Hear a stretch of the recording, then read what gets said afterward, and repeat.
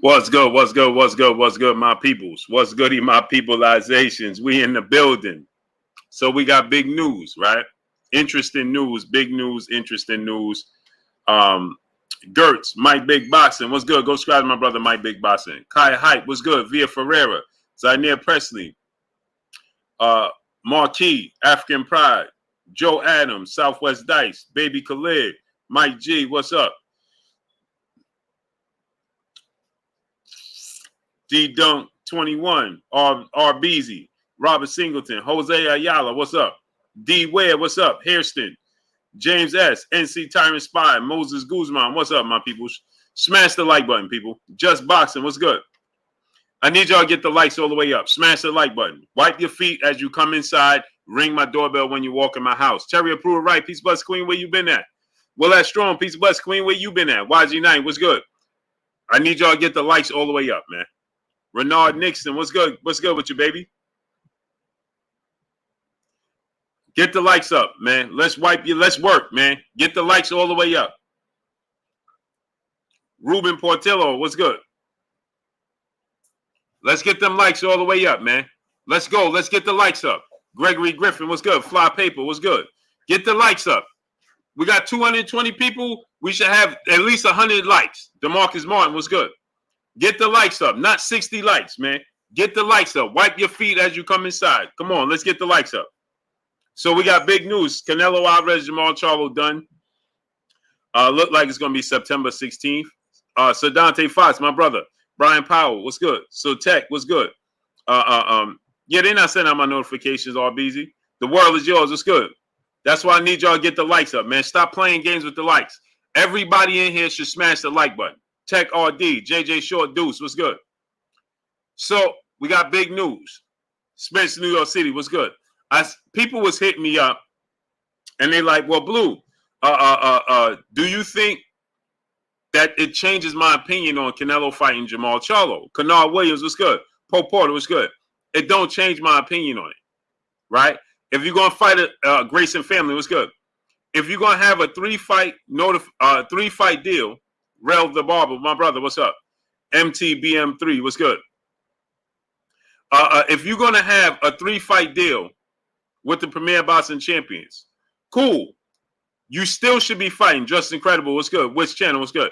You still should be fighting Benavidez next, and let Jermall Charlo get his feet wet. If you got a 3-fight deal, you can fight Jermall Charlo next. There's no need to fight Jermall Charlo out the gate. He has never fought in 168. He's 2 years removed from being in the ring, right?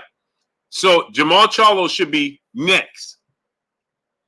Not putting David Benavidez on ice. Fish Grease Reese. Ronald Ellis was good. Adam Kinnos was good. I need y'all to drop $1 in super chat. Refresh the super chat. I need y'all to smash the like button. Let's get the likes all the way up. Wallow 105 was good. PBC taking over the game this year. Robin V was good. So my thing is this, right? Canelo Alvarez should still be fighting David Benavidez next. David Benavidez should not be the man put on ice. Jermall Charlo should. Right? Now, again, I'm talking from a competitive standpoint. I want Jermall Charlo to get his bag and get his money. Natural Africanism, what's good? You understand what I'm saying? Cruz, what's good? Yo went from Canelo scared of Charlo to Charlo isn't ready to fight. You're not very smart. And you should, I understand that you're enamored with the way, the sweat might trickle down his six-pack, right? You're enamored with it, right? The glycerin of his tattoos, so on and so forth, when he hitting the heavy bag, right? But come up for air. Come up for air and live in reality. You on the wrong platform for that, bro. Sean Jones was good. You on the wrong platform for that. I don't do not very smart people. Period. Cookie Monster was good. So you on the wrong platform for that. That silliness that you trying to talk about, that don't fly here. Kai Jin was good. Adewale M was good. He said, nah, Blue, Jermall need him now. No tune-up. Needed, I got Charlo whipping. Well, here's the thing. Sean Jones was good. The thing is, Chef Dre Boog, my brother, was good. He said, Blue told Buddy to come up for air. Yeah, come up for air, bro. It's not necessary. It's not necessary, man. It just gets absolutely ridiculous. It's disgusting, and there's no place for that in the sport of boxing. Like, we should have, be real. Yakway, what's good? Jerome Ron, what's good? Be real with yourself. Which channel, what's up?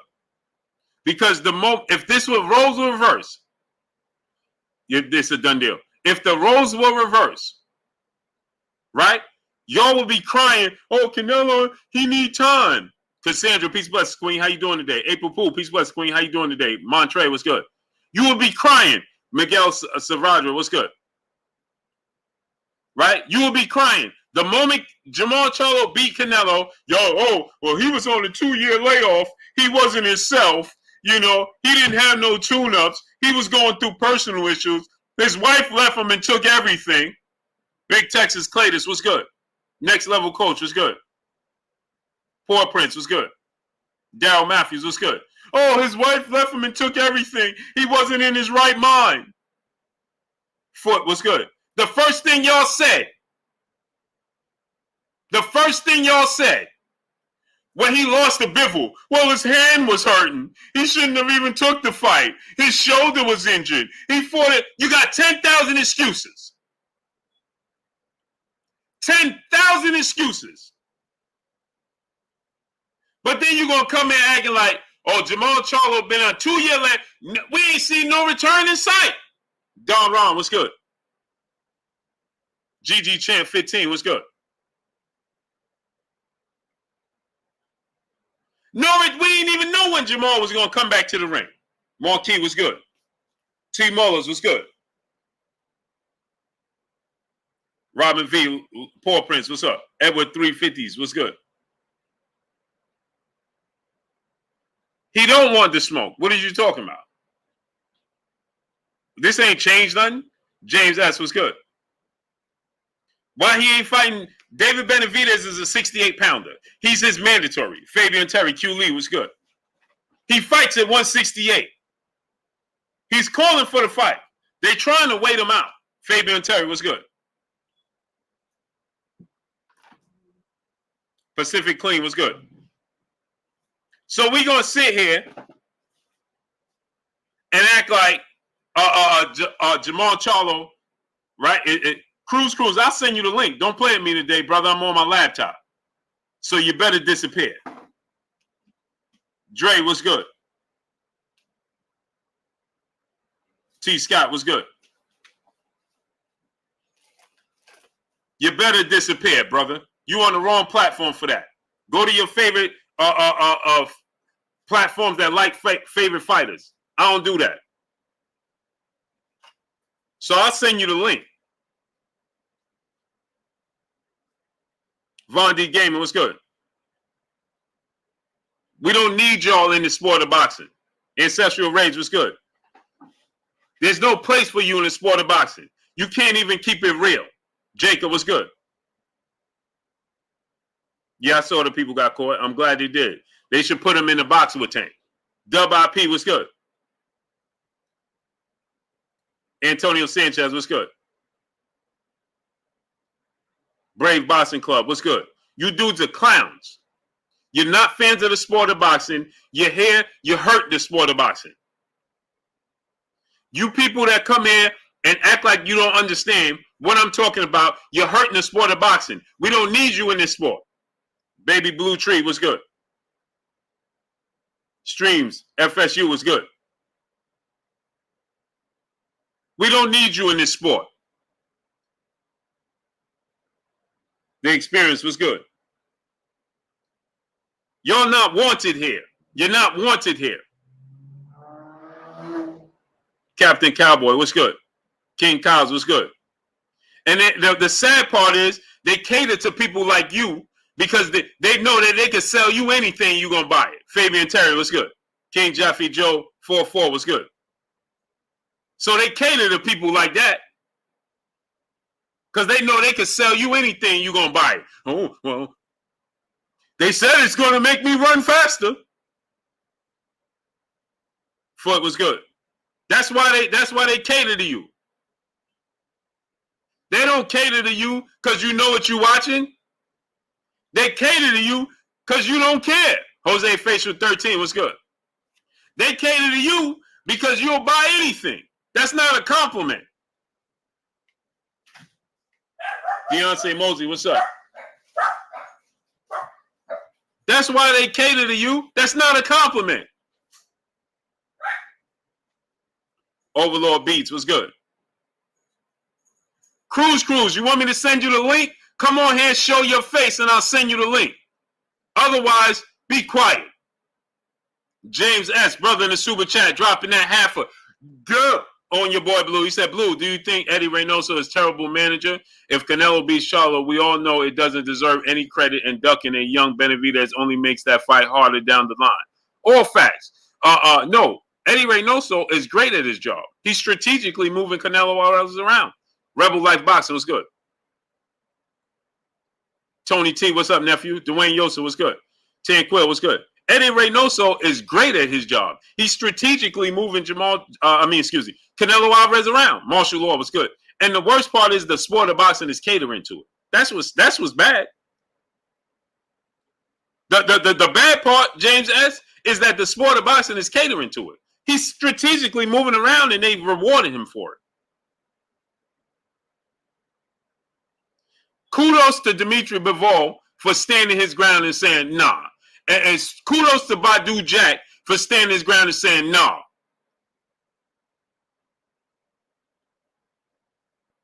Nah. Won't be me. Dimitri Bivol said, hey, man, I whitewashed you, and now I got to answer to you? Never. Gerardo Valencia, what's good? But that don't get credit, though. Edwin Vargas Jr., what's good? That ain't going to get you no credit. Dimitri Bivol don't get credit for standing his ground and saying, no, bro, I done whitewashed you already. I done gave you this work. I got say-so in where we fight, how we fight, and when we fight. Or I ain't fighting you. Or I'm not fighting you. Malik Black, what's good?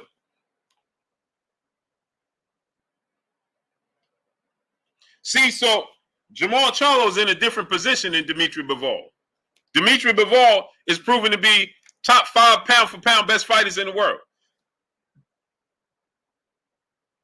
Robin V, what's good? Illegal Alien, what's good? He said Mayweather ducked Manny Pacquiao. If you don't know what you're talking about, you shouldn't come here and comment. If you don't know what you're talking about and you're not, why I'm mad? Because I'm a fan of the sport of boxing, silly. And I'm not mad, I'm passionate. Brian Nelson was good. Dominique was good. Unlike you, I'm an actual fan of the sport of boxing. You are a fan of a fighter. Anybody come here and make a comment like, why you mad, lets me know you're not a fan of the sport of boxing. You have no passion about the sport of boxing, and you're simply a fan of a fighter. You're a fair weather fan that's going to fade off as soon as your favorite fighter fades off. A90 was good. That's what you are. Curtis Ross was good. Dominique was good. Don't ask me why I'm mad. I'm not mad. I'm passionate about the sport that I love. Boston Talk, brother in Super Chat, you always hating on Canelo, but you give Bud credit. Terrence Crawford fights everybody that's available to him. JC was good. So I don't know what you're talking about. And I didn't hate on Canelo. I told the truth. The Don was good. Of course, Boston Talk, you would confuse that with hate because you can't comprehend very well. I want my vision back. What's good? Foot, my cash app is Blue Blood Sports TV, all one word without the number 7.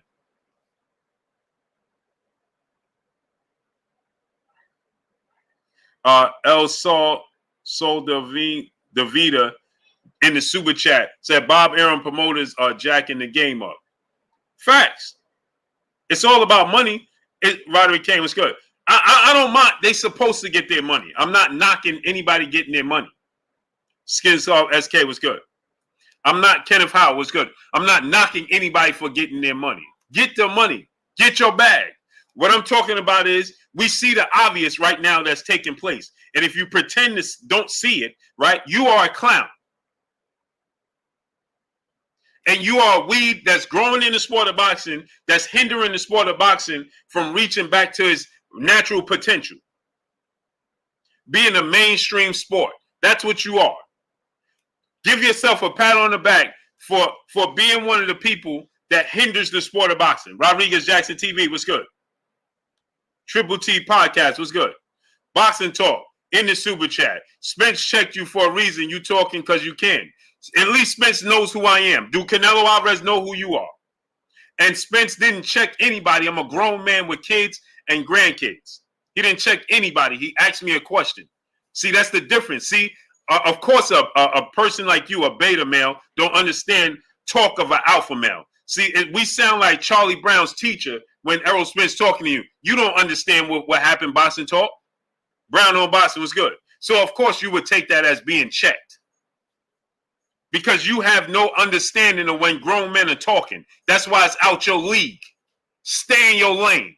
Hope Nell, what's good with your family? Champ Workout, what's good? You need to stay in your lane. So understand the difference in checking anybody. And he doubled back, came back, and showed me respect and still answered the question. Silly. But see that you don't understand that because that's when two grown men is talking.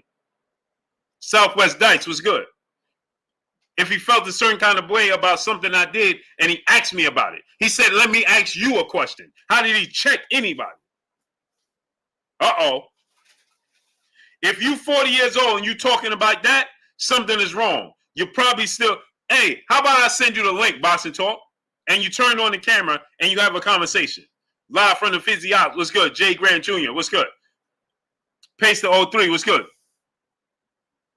Jay Grant Jr., what's up, family? Battleborn 775, what's good? Julio Camarillo, what's good, great brother? How about that? Huh? Because they have nothing else to do, King Jaffe. See, they really love me, but they can't relate to me because I'm an alpha. Maurice Muller, what's good? And I stand on my square and I speak my truth. See, when you speak your truth, people don't like to hear the truth. They don't like alphas today's time. That's why society is the way it is today's time to begin with. And they don't like people telling the truth. They like fanism.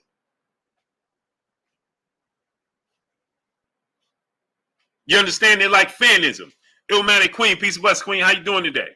They don't understand. That's why he taught a grown man. Why would another grown man be sitting there clapping, talking about, yeah, another grown man checked you?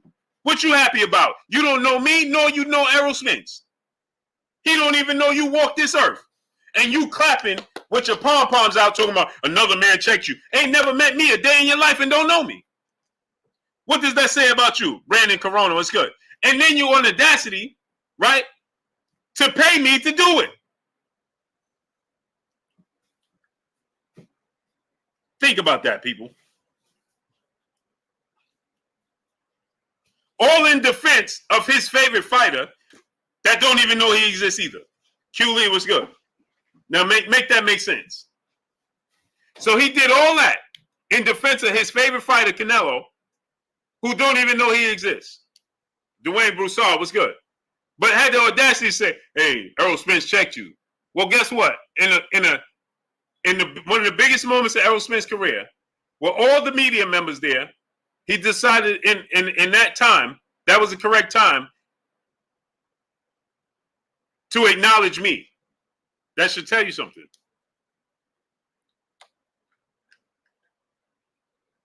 Boss Rat 357, what's up, brother?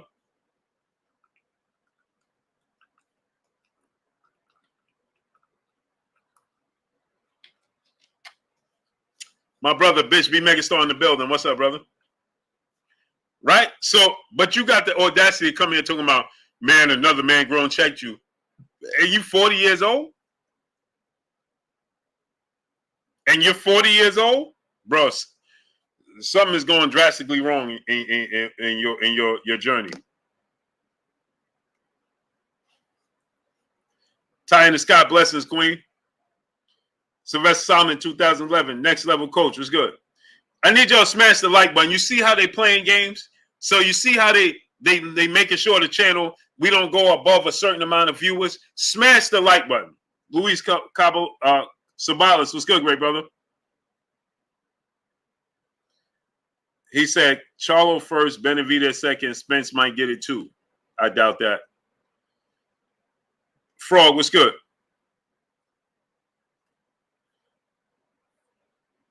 El Sol the Vita in the super chat, dropping that half a dub on your boy Blue. Said, Blue, talk your ish. Don't give that little man attention. No, I got to put him on the forefront. That's all.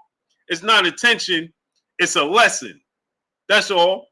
Got to teach lessons, man. They be too busy listening to these other platforms and fanboying out, and then they come here, and then reality sets in. That's what happens. That's what happens. And salute to you dropping that half a dub on your boy Blue. That's what happens. See, then they don't have a leg to stand on. It don't sound the same when you come in and you talk real talk.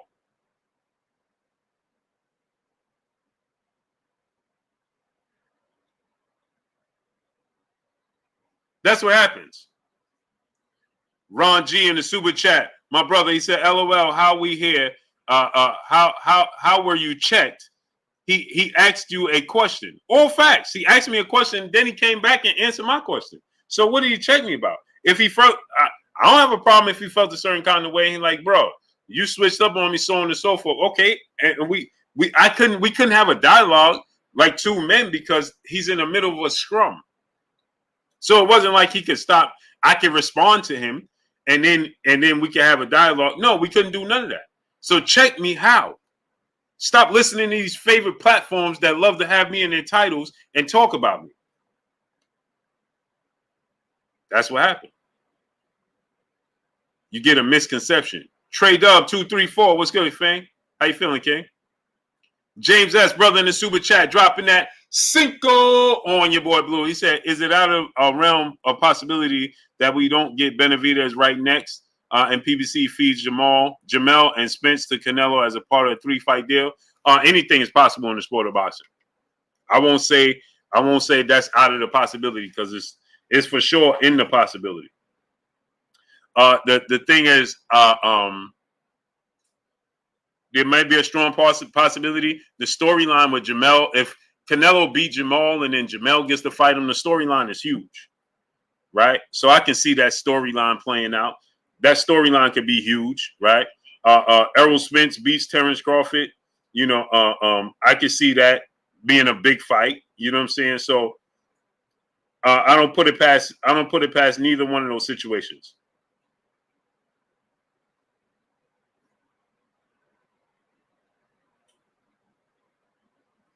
I don't put it past none of those situations, but that would be something else, right? If he goes that route and never fights David Benavidez, and you still gonna have his favorite fans in here come here talking about, well, he did this and he did that. See, they come here, right? When Charlo was active and fighting and calling out Canelo, every time they turned around, all they talked about was Jermall ain't fight nobody. He ain't do this. Jermall ain't do that. Oh, that's all they had to say. Jermall ain't fight nobody. Jermall never did this. Jermall never did that. Now you got your pom-poms out? Yeah. Well, now he gonna give you what you looking for. Now he fighting Jermall Charlo. Dude ain't fighting 2 years.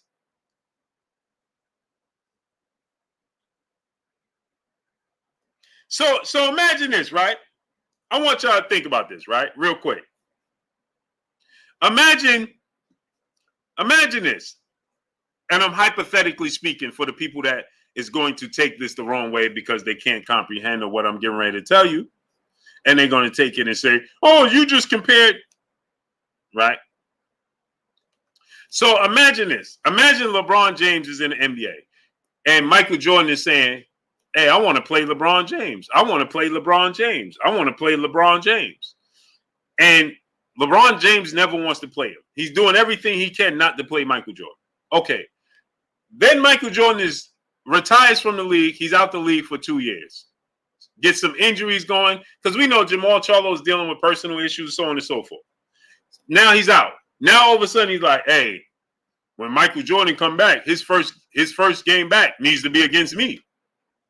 What? What happened when that dude was active at the top of his game?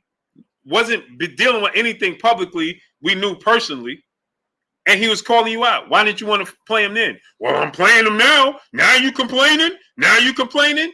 What are you talking about? You sound silly. It's not the same thing. And I hope we get the absolute best version. This is no knock on Jermall Charlo. This is no knock against his talent, his skill set. I just wish that he was coming in with momentum, active, and a clear head. That's all. Boxing Talk, brother, back in the super chat. Stop putting jackets on Canelo. I'm going to unsub. Unsub. Ron G, brother, in the super chat. He said, EJ acknowledged you, says a lot. It's respect. Facts. He showed me love and respect. Shun G, A5, Jim D's, what's good? Chilltown Majors, what's good? Gaia Lee, what's good? And again, like I said, I'm not mad. The Errol Smith said what he said. Nick Wooten was good. I didn't take it personal.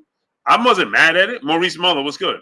I didn't get on. Hey man, Errol Spence is this, and I'm a disrespect Errol. I didn't do none of that.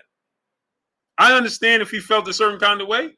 F Lee 1988P was good. See, Luis Sabala said Floyd did the same thing. If you, again, like I said, if you don't understand the sport of boxing and you don't know what took place, you don't know the chain of events that took place. Elite Trans United was good. Then you should not comment because then it sounds silly. You should do your research first before you comment. To say Floyd Mayweather did the same thing to Manny Pacquiao, it just sounds very silly. OPJ 5E was good. Young Toby was good. And it sounds like you don't know what you're talking about. So to say, oh, Floyd did the same thing to Manny. No, he did not. And if you educate yourself on the situation, you sound very uneducated about the sport of boxing. You sound like you're a super duper fan of Canelo Alvarez and you'll say anything to defend him. E. Skinner was good. Evil Tracy, the international show-off, was good. You should know what you're talking about. Educate yourself on situations before you say anything in defense of somebody. You know what you sound like? You sound like you're blindly defending somebody that don't even know you exist. Right, first and foremost, and second of all, right, you don't even know what you're talking about. So it sounds even worse. How did Floyd Mayweather do the same thing to Manny Pacquiao? Tremel Brown and my brother in the super chat dropping that dub on your boy Blue. He said, "Salute, Blue. I'm sitting back laughing at these casual fanboys. They clearly don't that you have been around some of these fighters that these people love today. There's a certain thing behind the scenes you can't talk about. All facts, and it's still a respect factor, and it's still love." Roger Hoolan, what's good? And it's all good. Hey, Terrence Crawford came to me, right? And what he say? Hey, bro, why you always hating on me, so on and so forth? I respect that. Errol Spence came. Hey, bro, what happened to supporting me? You switched up on me. I respect that if that's what you believe. Anthony Joshua. Hey, Blue, why you took a so and so on second from an interview and made that a headline? I respect that. Because I can explain myself and I can stand on my square. Baller no, what's good?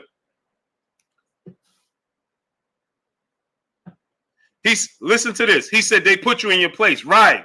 They put me in my place that I'm acknowledged. I'm acknowledged as somebody in the sport of boxing. You're right. They acknowledge me as somebody in the sport of boxing, and that's why they expect a certain thing from me. You're right, Boxing Talk. Thank you. They did put me in my place. Thank you, brother. They did put me in my place. You 1,000% correct.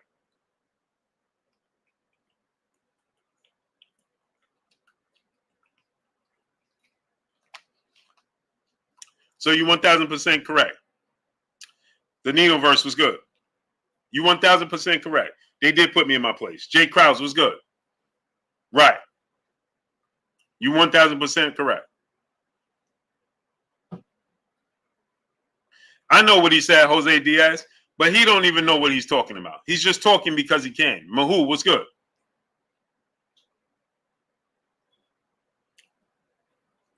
That's all. Tim Jones was good. See, so they mad that I get acknowledged. I stand on my square. When Terrence Crawford came to me and said, bro, why you hating on me? Why you say this? I said, listen, tell me how I'm hating on you. It was me, him, and his wife in the 7-Eleven. I didn't back down and tuck my tail and, hey, man, no. I ain't do none of that. When Errol Spence said what he said, what did I say? I said, how do you figure? Wiley on 2-4, what's good? See, that's the difference between me and everybody else. I'm not sitting here, Quikumba, what's good? I'm not sitting here talking about Terrence Crawford and then make sure he never sees me. I'm not sitting there talking about the situation with Errol Spence and Terrence Crawford and make sure Errol Spence don't see me. I'm not sitting there talking about Anthony Joshua. Make sure Anthony Joshua don't see me. No, actually, I make sure they see me. I didn't sit here and talk about Tyson Fury and the whole situation and didn't go see Tyson Fury. Because I went to see Tyson. Actually, I went to Tyson Fury's private workout. And his whole team was there. Now, show me how many of your favorite people sit there and talk about Glovegate and everything and then go actually ask Tyson Fury about it. Brian C. was good. How many people sit and talk about the situation with Terrence Crawford and then actually go there? No, they don't want to see them. They don't want to see them. So it's easy for me to sit here behind my computer, talk all that talk, and never go and see Terrence Crawford ever. Mustafa Malik was good. Oh, no. Not only did I see Terrence Crawford at 7-Eleven, I seen him at the fight. I went to his gym, and he said what he said. When I went to his gym in Omaha, Nebraska, all facts. His aunt confronted me, his cousins, hey, bro, why you say this, and that? I went to a Terrence Crawford gym, and I was able to explain myself. See, that's the difference between me and everybody else. Shut up, Lowry. What's good? So I went there, and I knew Errol Spence was feeling some kind of way, but I didn't hide behind my computer and keep making videos about Terrence Crawford or Errol Spence. God's greatest was good. T. Scott was good. I didn't do none of that. When I made videos talking about Tyson Fury and Glovegate, I went to Tyson Fury private workout.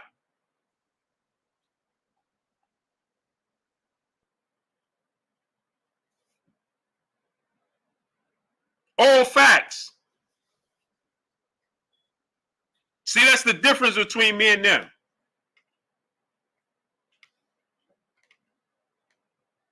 If you feel like Terrence Crawford is a fraud or Errol Spence a fraud or Tyson Fury a fraud, and guess what?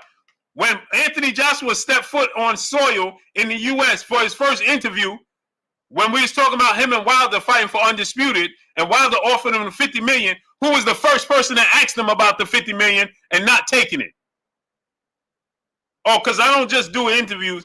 I don't just do videos talking about, oh, this person is ducking this person. If I see Canelo Alvarez tomorrow, I'm going to say, why you ain't fighting David Benavidez?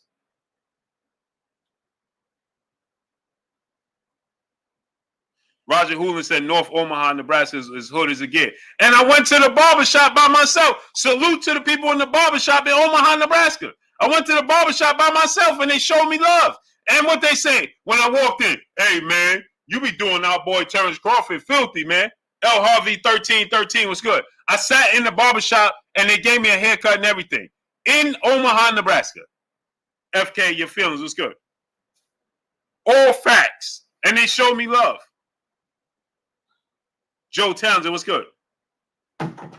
So when everybody's talking about Anthony Joshua ducking Deontay Wilder and the $50 million, who was the first person? Oh, all your favorite media members was there when Anthony Joshua walked on the stage. All your favorite media members was there. Anthony Joshua said, what y'all want to, I'm trying to see what y'all, and I said, AJ, we want to see you fight Wilder. And they was like, hey, you don't interrupt. I said, AJ, we want to see you fight Wilder. When you going to do it? Lucia Light Show was good. But they talk about, oh, well, they was throwing water on Blue. Well, at least I'm the bridge between the fans and the fighters. And I don't tell y'all something here and then do something when I go there completely different. No, I do exactly what I tell you here is when I see them, I say the same thing. Lucky McKenna, what's good? My brother Onshore Consultant, my co-host. What's good, great brother?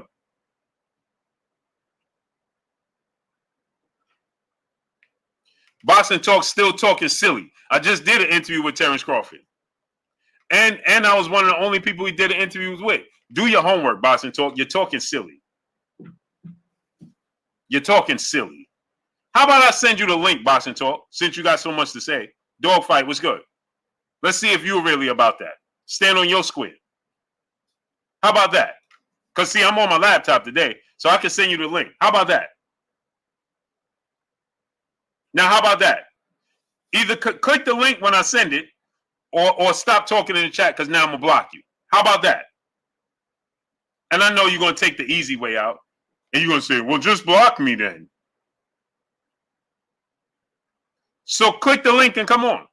Jermall Brown and my brother in the super chat dropping that half a dub on your boy Blue. He said, hey, Blue, do you remember me saying that Shakur Stevenson should fight Gary Russell just to get a solid 135-pounder on his record? Russell just called him out. That's a fight I will pay for. What?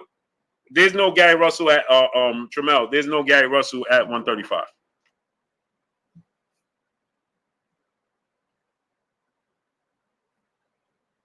There's no Trammell. There's no Gary Russell.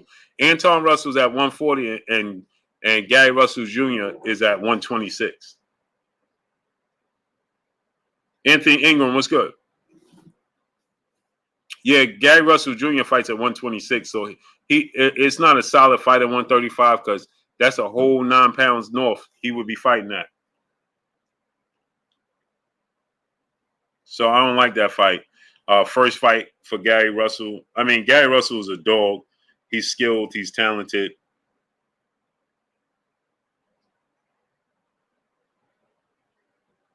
He's talented. He's skilled. P. Rich was good. JT was good. He talented. I know you are Boston Talk because you enamored with the. You keep talking. How about I send you the link? You gonna click on the link or you gonna keep talking? Everlasting Williams is good. Yeah, Trammell. So I like Gary Russell. He's talented. He's skilled, and I'm not gonna take anything away from him. I'm just saying Mario Martinez was good. I don't want to see Gary Russell first fight at coming off the injury, surgery, and then going right to 135 and fighting Shakur Stevenson. I don't like that fight. I don't like that fight for neither one of them. Smash the like button, man. Get the likes to 500. Wipe your feet before you come inside. Ring my doorbell before you walk in the house. Get the likes up to 500. Wipe your feet. Let's get the likes all the way up. The queen in the building, Pamela Armstrong. Peace, bless, queen. How you doing today? Get the likes all the way up, man. We should have 500 likes right now. What are we doing? Yeah, Gary Russell's still fast. He's talented. Jay Get 856 was good. I don't like that fight for neither one of them. The reason I don't like that fight for neither one of them is because Shakur Stevenson beats Gary Russell. He's not going to get the credit. And Gary Russell Jr., I know he's a dog. I know he's talented. I know he could box, all of that. But he's just putting himself at a disadvantage for no reason. I would rather see Gary Russell get a fight at 135. Sakari San Francisco was good, like a Jermaine Ortiz, something like that, and then fight Shakur Stevenson. Larry Lopez was good. KD the Boxer was good. You know what I'm saying? I'd rather see something like that. Kenny, my brother in the super chat, dropping that Cinco on your boy Blue. He said, what's good, Blue Blood? Charlo finally got his fight, and all it took was nearly a decade, a 2-year layoff, personal issues, a bivol duck, and $50 million. All facts. Darryl Bedingfield was good. KBB was good. D21519 was good. All facts, great brother. And we're going to act like that's not the case. We're going to act this tomfoolery in this chat. These people sitting there to him, yeah, man, well, you know, Canelo, he giving you what you want. Now he giving you what you want. Now y'all said y'all wanted to see. Man, cut it out, man.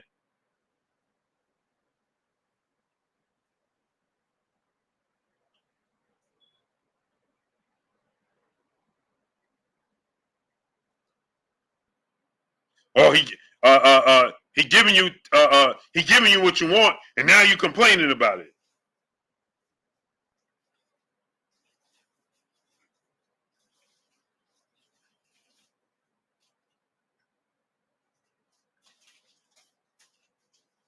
Oh, he giving you what you want, and now you complaining.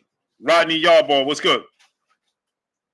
I hope we get the absolute best version of Canelo, of Jermall Charlo we have ever seen.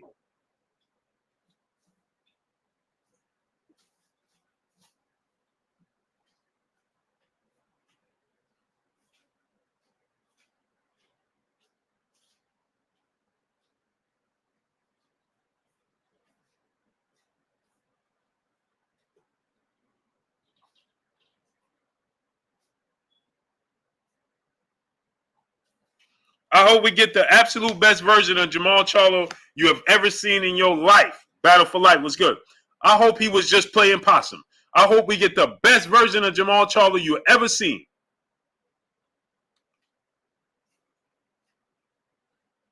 All true.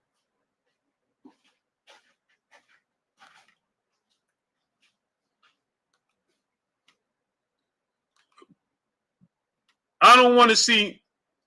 I hope we get a Jermall Charlo that you be like, I ain't never seen that version. And all y'all gonna be looking sad. Oh, we get the version of Jermall Charlo you ain't never expected in your life to see. Sitting there, this tomfoolery gonna act like, oh, whoa, he giving you what you asked for, and now you're mad.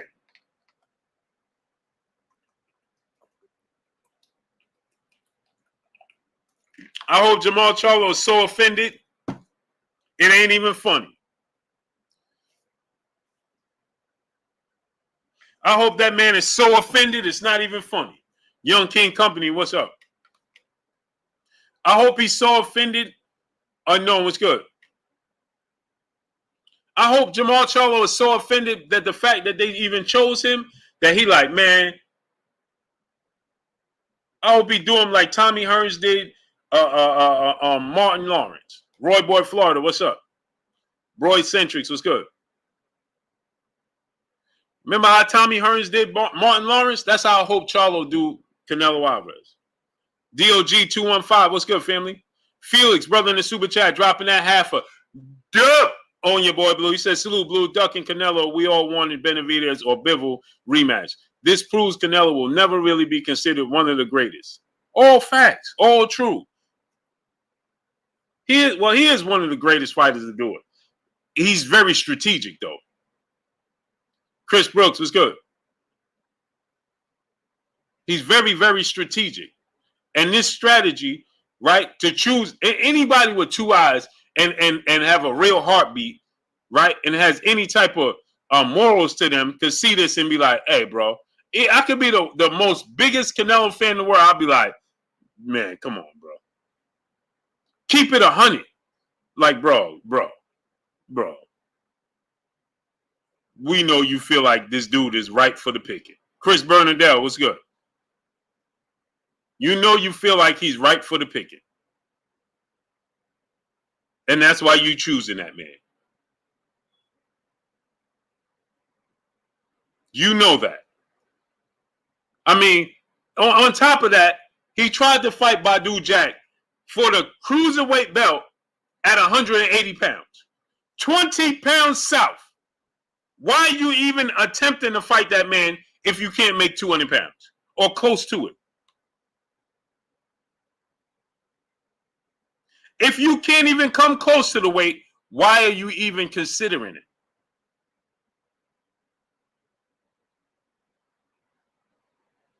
How does that validate anything you're doing? How do you go to sleep at night like, yeah, let's say he fought Badu Jack at 180 and beat him. How do you go to bed and be like, yeah, I'm a 5? How are you proud of yourself? As any type of a competitor, how does that give you satisfaction? That's like playing the Golden State Warriors and being like, well, we're going to play y'all, but the regulated three-point line is going to have to be mid-court. Right? And since I can't dunk, we're going to raise the rim two more feet up.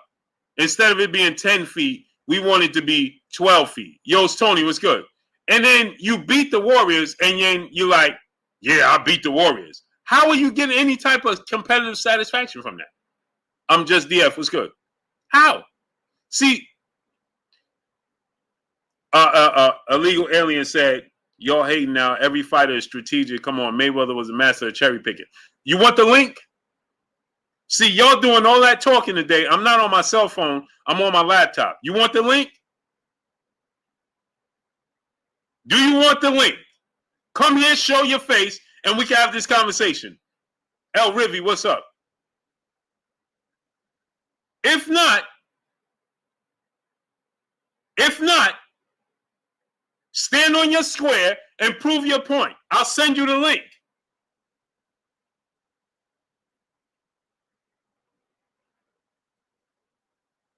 How about that? L Harvey 31313 was good. Quantum MVP, brother in the super chat, dropping that half a dub on your boy Blue. He said, hey, Blue, this is the chill coder. Change my name to match socials. Canelo a duck for skipping Benavidez for a weekend Charlo. 1,000%. 1,000%. See, I'm on my laptop tonight. And it's early. I'm not drained from my workout. I ate good. You know what I'm saying? I'm rehydrated. Hey, Bamab, what's good? Keith Tucker, what's good? I'm in good spirits. Click the link. Felix, my brother in the super chat, dropping that half a dub on your boy Blue. In my opinion, by the looking at the history of the greatest, they fought at the top of their game, unlike Canelo. Examples are it takes just a little research to compare and contrast. Oh, 1,000%. That's why I'm telling these good folks in this building to hit the link.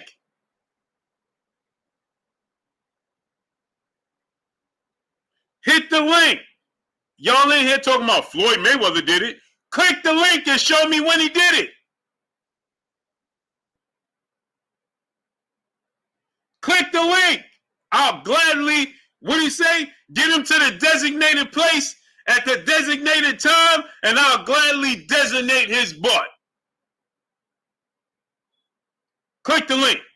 Kenny, brother in the super chat, dropping that Cinco on your boy Blue. He said, I forgot about the 20-pound weight cut to Badu Jack with a rehydration. LOL. Saul Wadu. LOL. He the type to only play you in 2K if his slide is maxed up. Facts. Hey, Kenny, how do you get any satisfaction from that? That's what I'm saying. If I play NBA 2K or any video game and you playing on easy and you win, how can you go around talking about, yeah, I'm the best? More Malcolm, less Martin. What's good? He said, where's the link? First of all, tell me what you're talking about. Overlord Beats, brother in the super chat, dropping that Cinco on your boy Blue. I appreciate you, King. He said, Greg Allen said they can't get me flustered. This is what I do. Texas was good. They've been listening to these other platforms and they be listening to Texas was good. They be listening to this narrative about Floyd Mayweather way too long. And it's getting them tripped up. They don't know what they're talking about. They know not what they talk about. And it's getting them tripped up.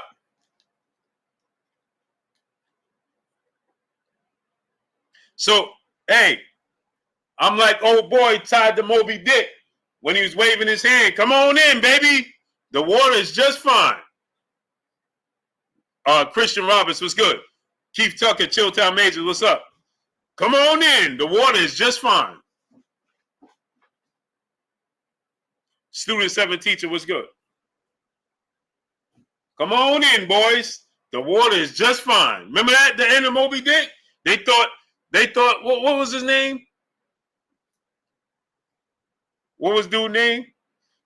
Hook or whatever. They thought he was telling them, come on in. Come on in. The water's just fine. Come on in. Martin Marino, what's good? Come on in. Yeah, he signed a 3-fight deal. Hey. Captain Ahab. Come on in. 300, Mr. Big. What's good, great brother? If you come here talking about Floyd Mayweather did the same thing, Manda Mansa Musa LLC was good, I will gladly send you the link. You come on with your face on and you tell me where you saw Floyd Mayweather do this. Come on, tell me. I think David Benavidez is going to fight Morrell. He ain't fighting Jaime Munguia, people. That's not going to happen. He's not going to fight Jaime Munguia. Oscar's getting ready to lose all his talent. He's holding on. Balling on. What's good? Oscar ain't no way. Oscar is going to put Jaime Munguia up against David Benavidez. He getting ready to lose Ryan Garcia. He already lost Canelo. He only got Virgil and Jaime Munguia left. Virgil he's in tough with Emmanuel Stanionis, and ain't no way he putting Jaime Munguia in the ring with David Benavidez. No sir, no sir.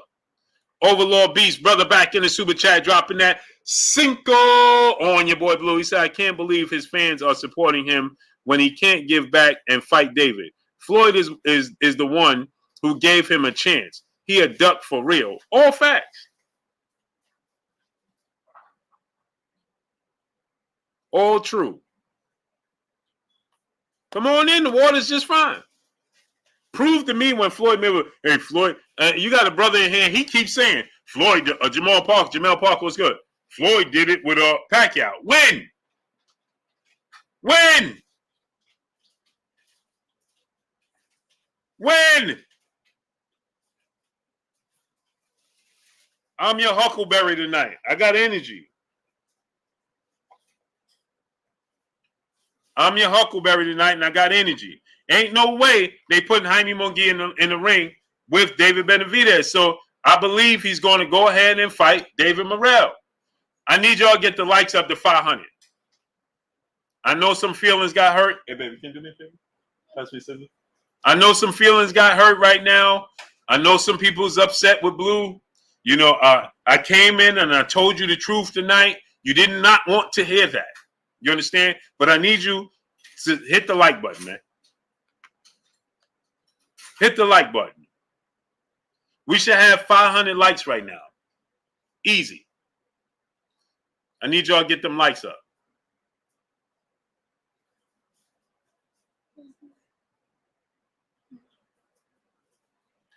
Get the likes up. We should have 500 likes. If you got something to say about Floyd and Canelo in this situation and you want to defend it, come on down. Come on down.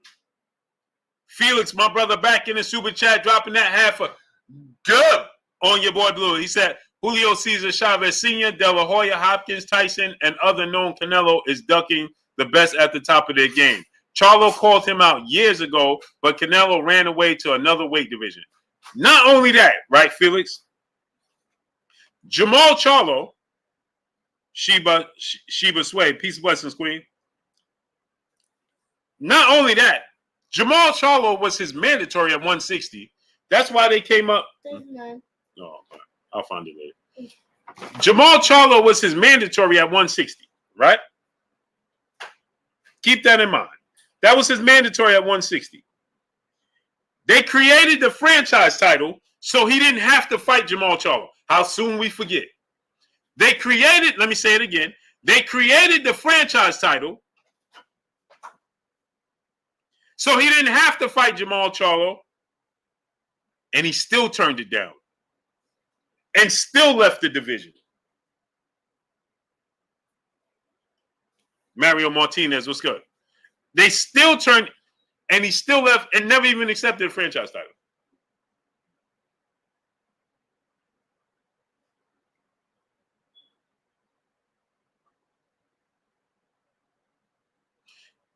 Why didn't he fight him then? Oh, that's right, because he was daring to be great. iPhone Gavin, what's good? That's right, he was daring to be great, right? He was damned to be great, right? That's what you're going to tell me. Tanner boy was good. He saw the weak link in Sergey Kovalev. He went up there and fought Sergey Kovalev, and he beat him, right?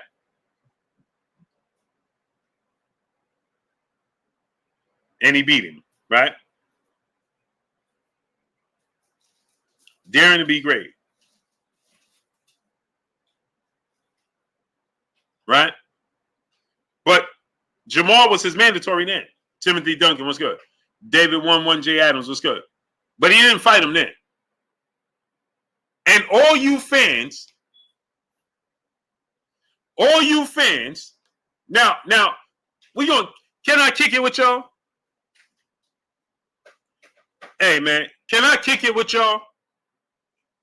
Malante Davis, what's up? Can I kick it with y'all? Bionic Prince, what's up, brother? Let me know if I can kick it with y'all.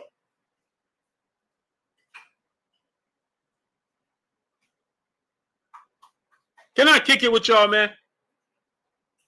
Huh? Paul my wave, what's up, brother? Felix, brother, in the super chat, dropping that cinco on your boy Blue. He said, my opinion on why he ducked Benavidez and Bivol is because they will not get old anytime soon. All facts. Now watch this now.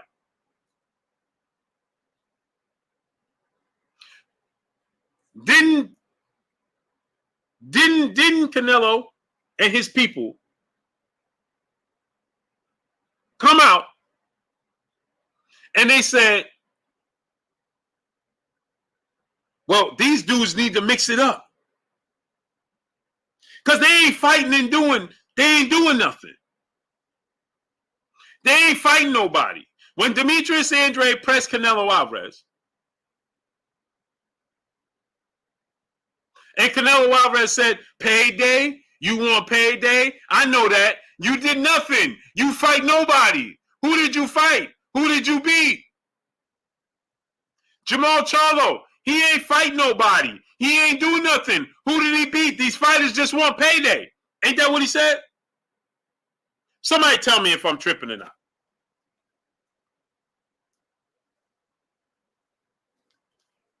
Did I just make that up, people?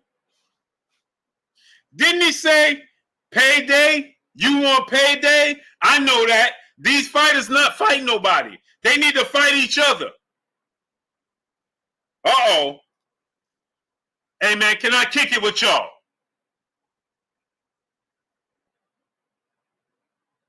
Can I kick it with y'all? Jesse R was good.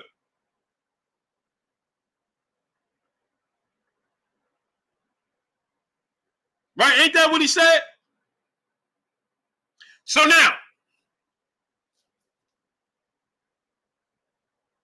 from the moment he said that, payday, you want payday, I know that, and I respected that.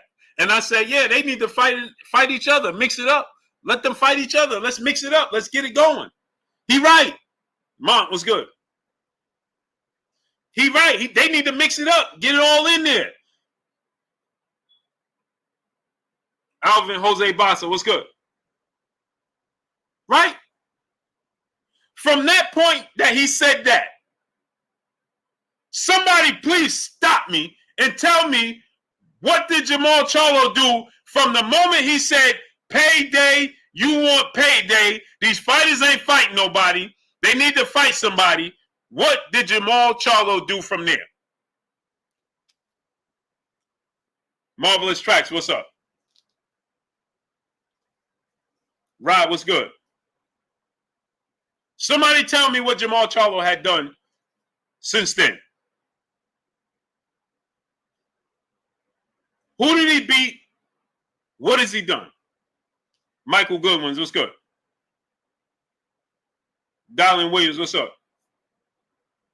Who did he beat? What has he done?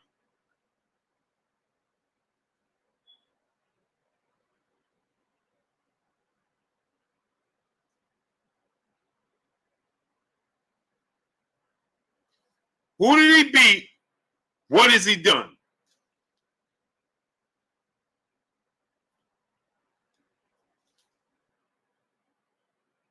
Right. He didn't even fight.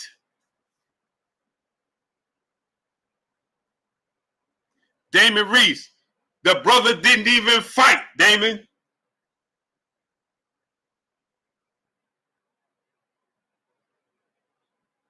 He didn't even fight since then. But Benavidez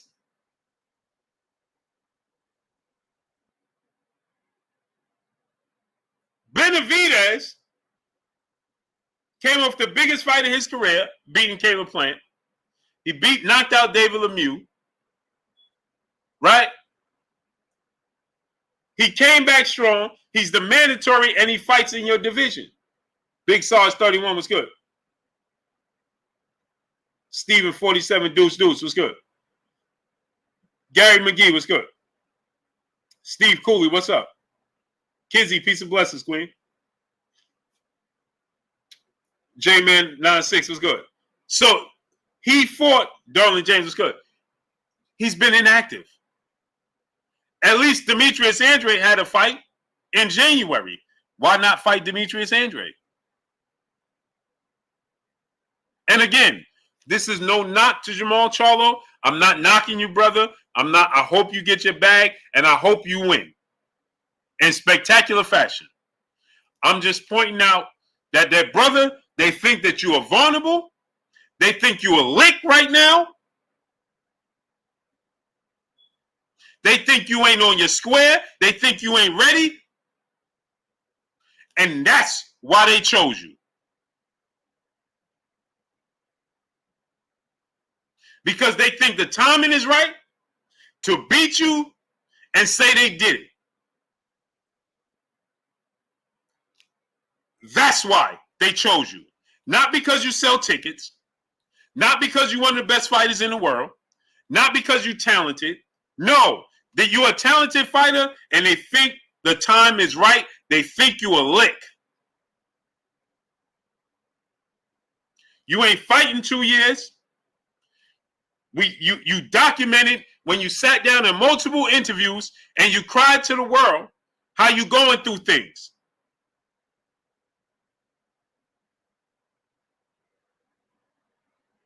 Daniel McFadden was good. And so they think that you're a lick. Christian Roberts was good. Mustafa Malik, if you want to talk, I'll send you the link. If you're not going to click on the link, then please stop talking. Plain and simple. He said, you never happy with Canelo. No, I'm not happy with the moves he makes. Honeyman Music was good. D-By 904 was good. If you can't be honest and can't be, you can't even keep it real, you're terrible for the sport of boxing.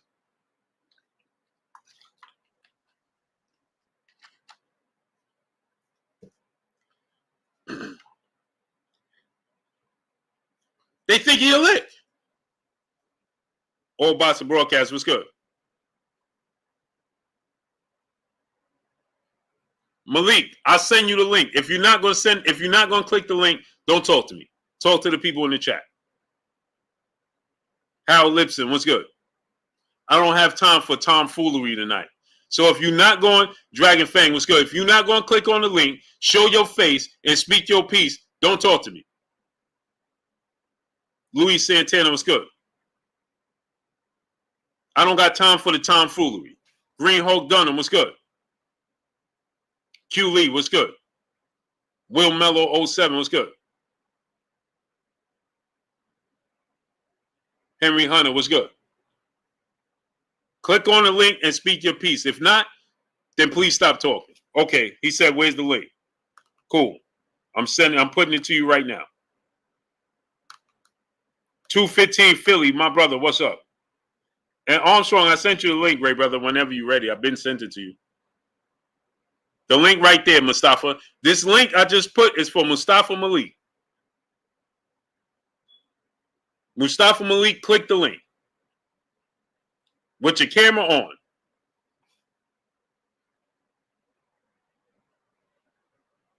Aziki Young, what's good?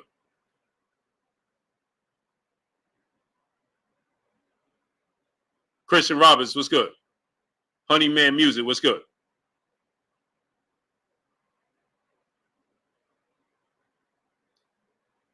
Click the link and speak your piece.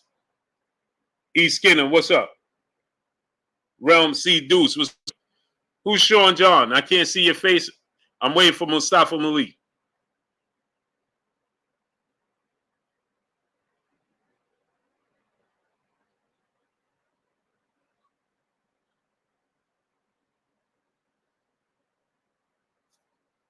I'm waiting for Mustafa Malik. Come on in. There you go. Now turn your camera on, brother. Robert Robles, what's good? Now,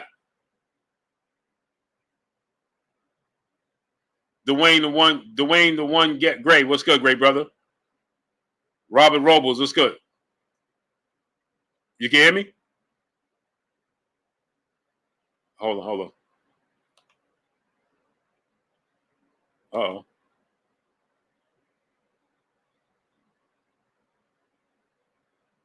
Click it again. Don't show my face. Don't show my face. Dion L. Smith, what's good? Oh, I'm cooking tonight. Woo-wee! Hot fish grease. Blue. Smash the like button, man. We should have 500 likes right now. Not 400. Not 100. Not 200. Carrie Pete was good. Jonathan J.J. Kurtz was good. Yeah, Armstrong. Yes, sir. Don't show my face. Don't show my face. Smash the like button. Let's get the likes all the way up. Drop $1 in super chat. Refresh the super chat. Let's go. Hey, Mustafa, click that link. Come on in here, great brother. I know you in the gym, pumping some iron, getting your pump on, your swole on. Click the link. Come speak your piece, great brother.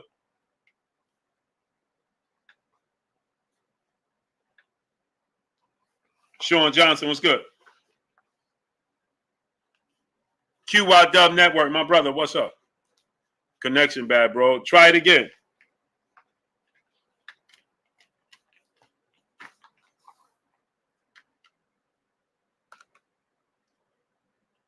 Felix, my brother in the super chat. Appreciate you, great brother.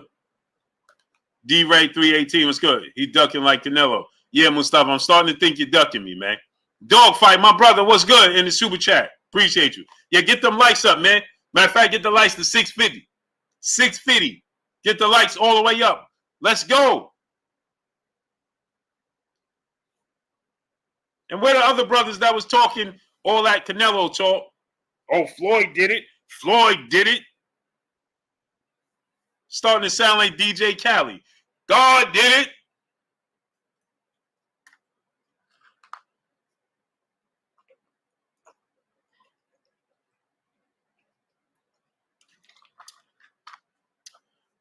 Mustafa, they feel like you're ducking me, great brother.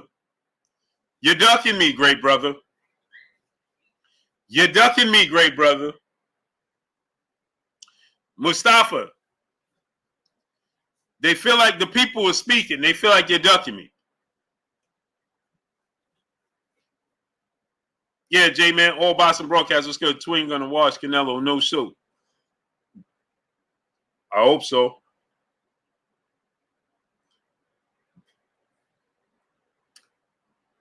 Yeah. Every time I turn around, Floyd did it. Floyd did it. Hey, man, that's the only name y'all know, huh? Floyd did it. Floyd did it. And we always bringing up Floyd. Floyd did it.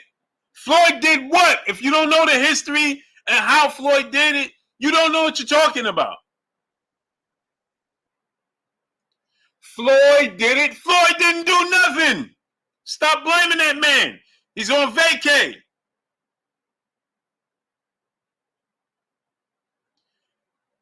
Mr. Boz, ex-bully gamer, what's good? You need to have that Keith Thurman pop on and stay and say, stop ducking me, son. Don't duck me, son. OZ, what's good? Don't duck me, son. Jay Gomez, 7 deuce 3, what's good? Alonzo, what's good? This would have been a better fight a year and a half ago, a Charlo fight. It would be a better fight as soon as Charlo get his feet wet. Luis Santana, KCG, what's good? Fight Benavidez right now. Crazy 03 was good. You beat Benavidez, let my man Jermall fight Andrade. Not even Andrade, just let him get his feet wet. Let him get his feet wet. Let him get back acclimated. You think he gonna turn it down? He a dog. He ain't gonna turn it down. You think he gonna say, I need a tune-up? He ain't gonna say, I need a tune-up. Jafari Caesar, what's good? Jermall ain't gonna do none of that. He a dog. He believe in himself.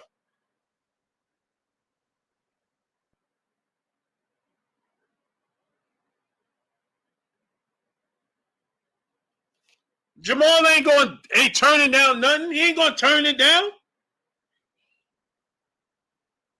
Sean Johnson was good, great brother. Brandon McGee was good.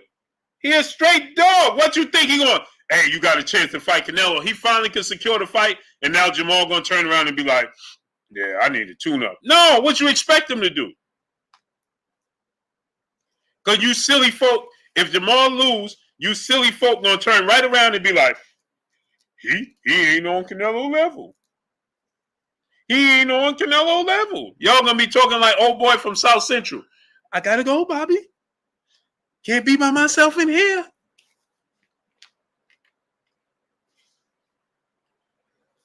Gotta go, Bobby. Can't be by myself in here.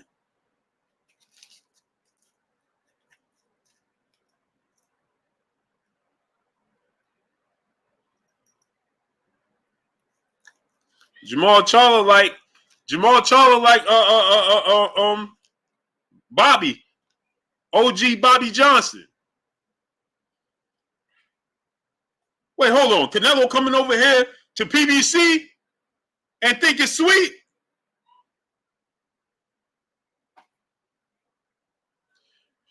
Hold on. Canelo think he coming over here and think it's sweet? I'm telling you, Bobby. I'm telling you, Mo. He coming over here.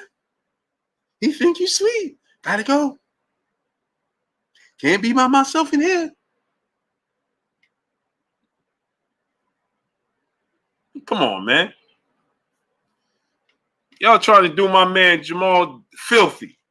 And you fans gonna sit there and back it. Yeah. He done whitewash Maul Charlo. Got my brother A-Side in the building. What's good with you, King? You frozen.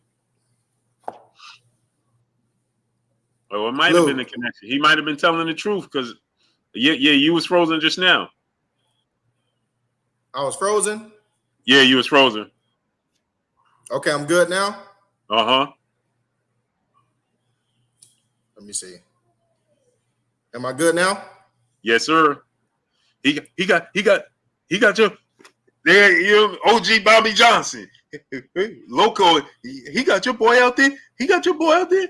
Ain't doing my man. Come on, man. And y'all Fish Grease Reese. Malik ain't gonna click that link. He told me he'll catch me on another one. Jacob, what's good? Okay, let's see. Step outside the gym, Malik, and click the link. See, hey man, when I'm on my phone, right? Let me see if this. When I'm on my phone, y'all be talking cash money, boy. Cash money when I'm on my phone, boy. Blue, can you hear? I can hear you frozen again, great brother. D-Ray 318 was good. Ruben Gutierrez was good. Cash money. Rayvon Harris was good. Y'all be talking cash money. Now I can send out the link. Folk backing off. Man, click the link.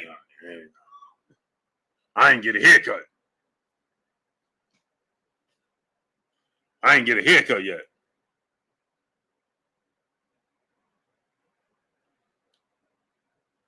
Sylvester Simple, my brother in the super chat, he said got two, Blue. Roy Jones Jr. versus Benavidez. I got Roy Jones. Loma versus Prince Nassim Hamed.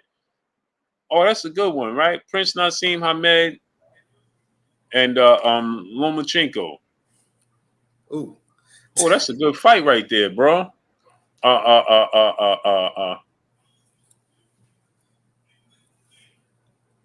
Prince Naseem and Lomachenko. You got Blue. You on the spot. Yeah, Prince got a lot of power, man. I think I'm going Prince Naseem, man. But when you box Prince Naseem and Loma as a masterclass boxer,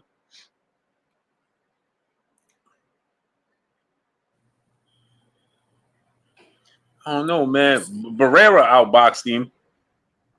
I think Lomachenko could beat him. I think Lomachenko beats him, man.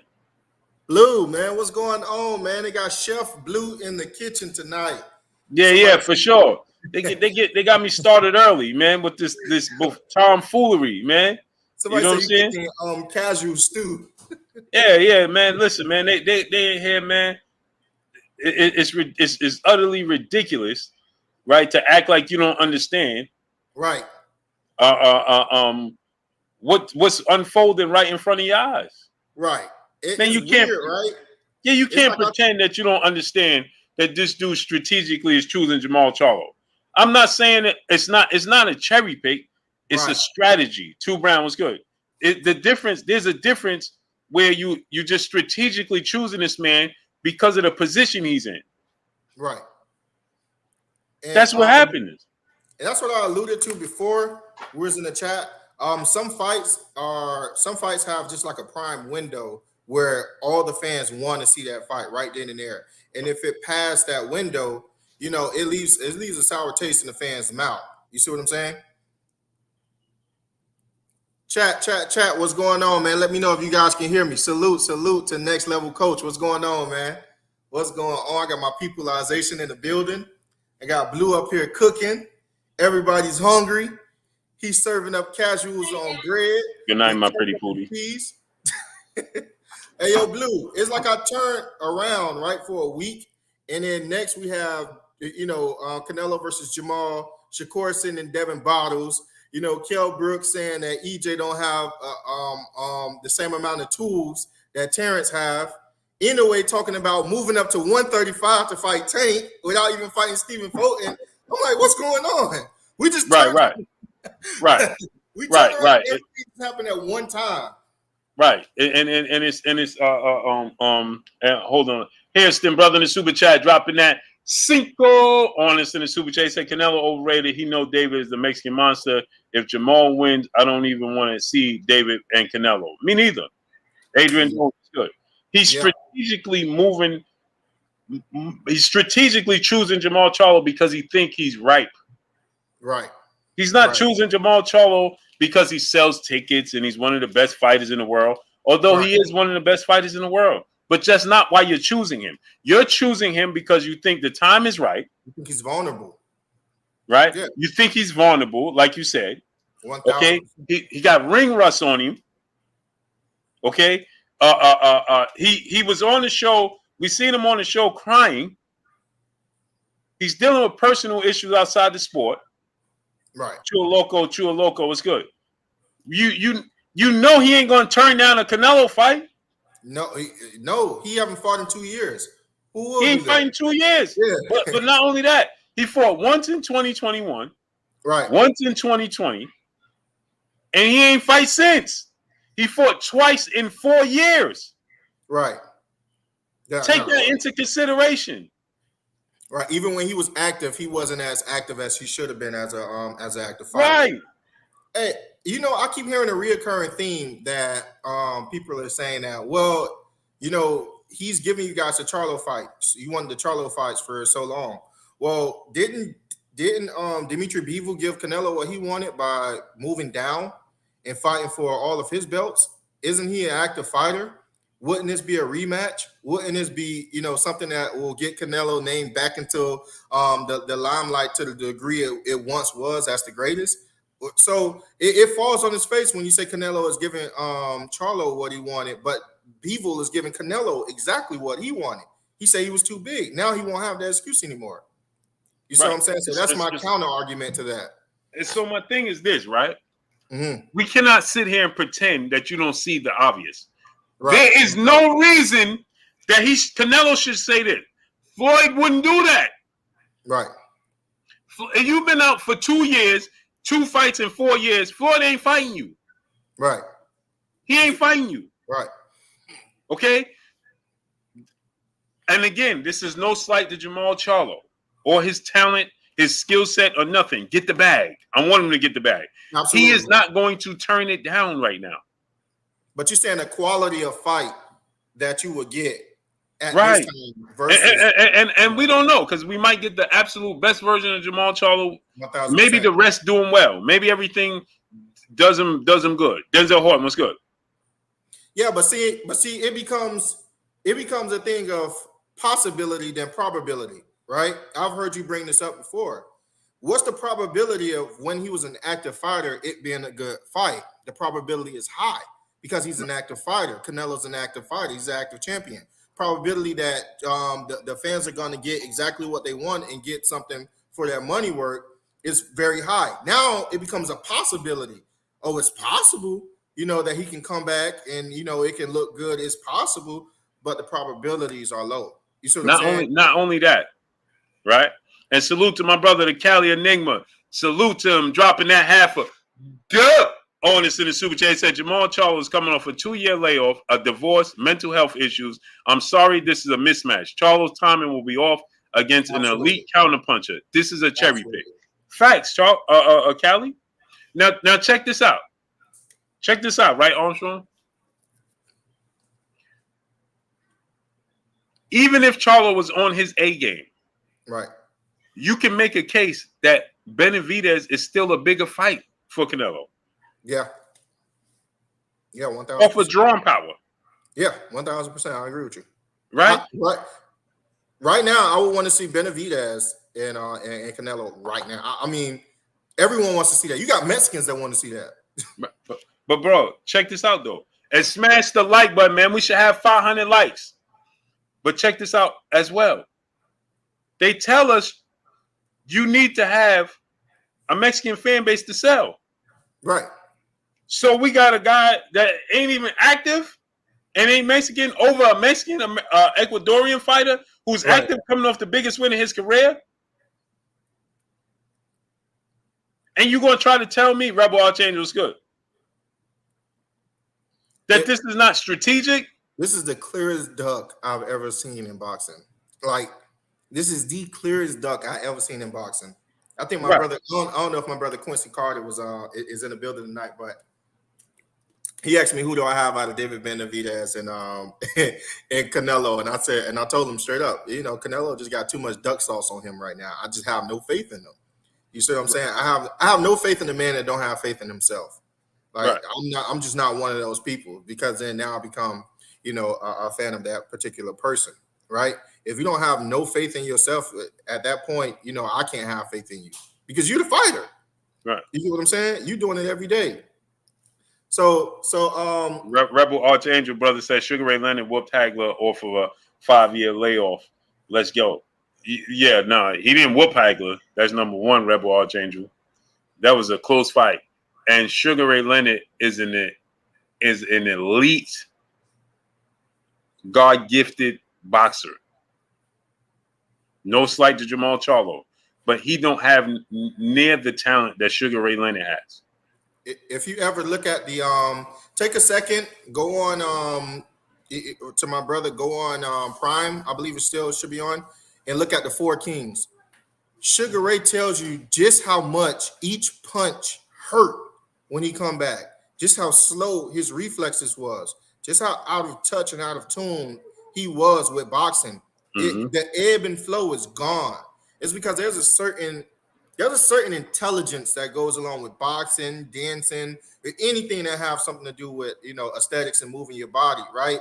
And you lose that the moment your muscle atrophies. The moment Blue know that. Blue say you worked out before and you was a bodybuilder and all these things. Go back in the gym.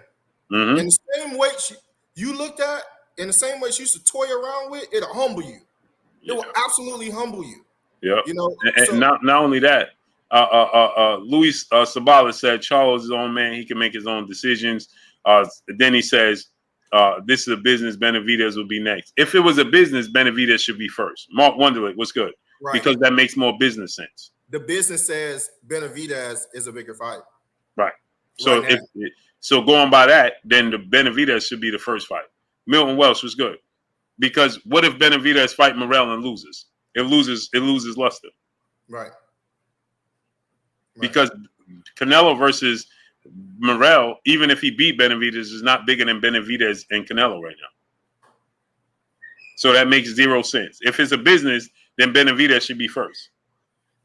And that's pretty much what Earl Spence was alluding to before, where you have to show the suits. The fans and the boxers alike have to show the suits that these are big fights. You need to push these fighters, you know what I'm saying, to actually carry out these big fights. Canelo being one of them. If he's going to get your hard-earned money, he need to fight the people you want to see him fight. Not only that, Lance Shepard, my brother in the super chat, dropping that half a dub on us in the super chat. He said, I'm a Houston boy, and I swear Canelo got me so mad. I'm going to try to figure out why he moving so funny. And on top of that, the Mexican Monster been his mandatory for 3 years. Facts. And not only that, right? Lance Shepard, check this out. You cleaning out the division. Right. Benavidez has been considered the best fighter in the division before Canelo got there. He never lost in the ring. Right. So you're going to pull up a man that ain't fighting 2 years, dealing with issues outside the ring, personal issues outside the ring, right? And never fought at 168. Over fighting the best fighter in your own division? Yo, the Badu one killed me. I was like, he said 20 pounds lighter. Yo, that one killed me. I was like, all right, come on, man. Come on, man. No, all right, come on. The man. best fighter in your division. Right. He is the last piece to saying you cleaned out the division. That's it. Right. Exactly. That's it. And you getting older yourself. 1000%. So business-wise, don't it make sense at 33 to fight the best fighter, the last fight in your division? And meanwhile, then Jermall can get used to fighting at 168. He can have a fight at 168. You beat David Benavidez. You clearly, they say, what they say, he can't fight at 175 is daring to be great. So you ain't fighting above 175. So that means you're going to be at 168. It ain't like you outgrowing the division. Right. Right? So then let Jermall get his feet wet, get acclimated to the division. You fight Benavidez, you beat Benavidez, then you fight Jermall Charlo. That makes business sense. Not only that, right? They said 50 million wasn't enough. How much you think he's going to get to fight Jermall? He ain't getting more than 50 million. Nah, not at all. And that's for David Benavidez. That's for David. So we don't know. It may not even be at 50 million, to be honest with you. Right. And let's say it's 50 million across the board. Well, then what difference does it make then? You getting the same money anyway. Right. Let's say if the deal is 150 million for 3 fights. Well, you getting 50 million for whoever you fight anyway. Would you say, who would you like those 3 fights to be? If he could do a 3-fight deal for 150 million, who would you like those 3 fights? In order for me, it would be David Benavidez, Demetrius Andrade, and then Charlo. And I'll tell you why. Those are my 3. And I'm gonna tell you in order. Yeah. And let me tell you why. David Benavidez is already a 68-pounder who's acclimated to division and is the mandatory, the biggest fight you can make, and the last piece to being the best fighter in the division. Okay. And he's the mandatory. He deserves the opportunity to regain his title. He lost it the last time on the scales during a global pandemic. He deserves the opportunity to regain his title. Right? That would be the first fight. Okay? You beat Benavidez. And the reason I say Andrade next, because Andrade is more humble at this current time. You could put Andrade, he was the opening fight for Boots Tank Davis fight. Yeah. So you could take Demetrius Andrade, match him up against somebody at the co-main event as the Benavidez and Canelo, right? Put him in there with somebody, Caleb Plant, Demetrius Andrade and Caleb Plant. Good fight. Right? I got Andre 12 round by decision. Right. So you put Caleb Plant and Demetrius Andrade co-main event. Andrade, let's say he wins. All goes according to plan, he wins. No slight to Caleb Plant. Not disrespecting, I'm just saying this plan. Andre wins the fight, right? Okay, Andre wins. Canelo versus Andre next. Meanwhile, Jermall Charlo is getting acclimated to 168. Andre had a fight there already. Benavidez has been a 68-pounder. Caleb Plant, they already acclimated. You give Jermall Charlo 2 fights and activity. Right. Third fight, Jermall Charlo. He beats Demetrius Andre. Third fight, Jermall Charlo, big fight. Let's go. And be honest with you, what I just heard, what you just said, win or lose those fights, I'll respect Canelo. Win or lose those fights. And not to mention, this is another thing people's not paying attention to. All that talk Eddie Hearn was talking about, but Edgar Berlanga, that's off. That's done. Right. Canelo is a PBC fighter right now for the foreseeable for until 2025. He's a PBC fighter. Why? Because he's fighting in September. Right. Okay. And he's going to fight, we know, May 24 and September 24. Unless he squeezes another fight in by the end of the year. And then he fight one time in May next year, and then is a free agent again. More so, he ain't going to fight again in December. So you're saying to 2025, you just say him at PBC. 2025, right? Because, or unless he fight late with free agent after in September 2024 next year, he could become a free agent again and fight in December against Edgar Berlanga.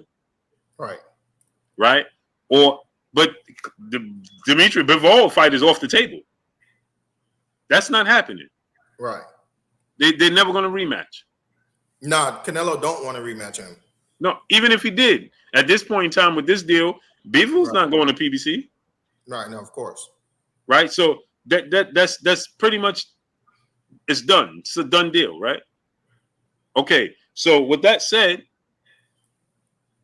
you ain't going. We just saw he ain't going to cruiserweight. He just tried to drain him. So it ain't happening. So you might as well go ahead at this point in time in your career.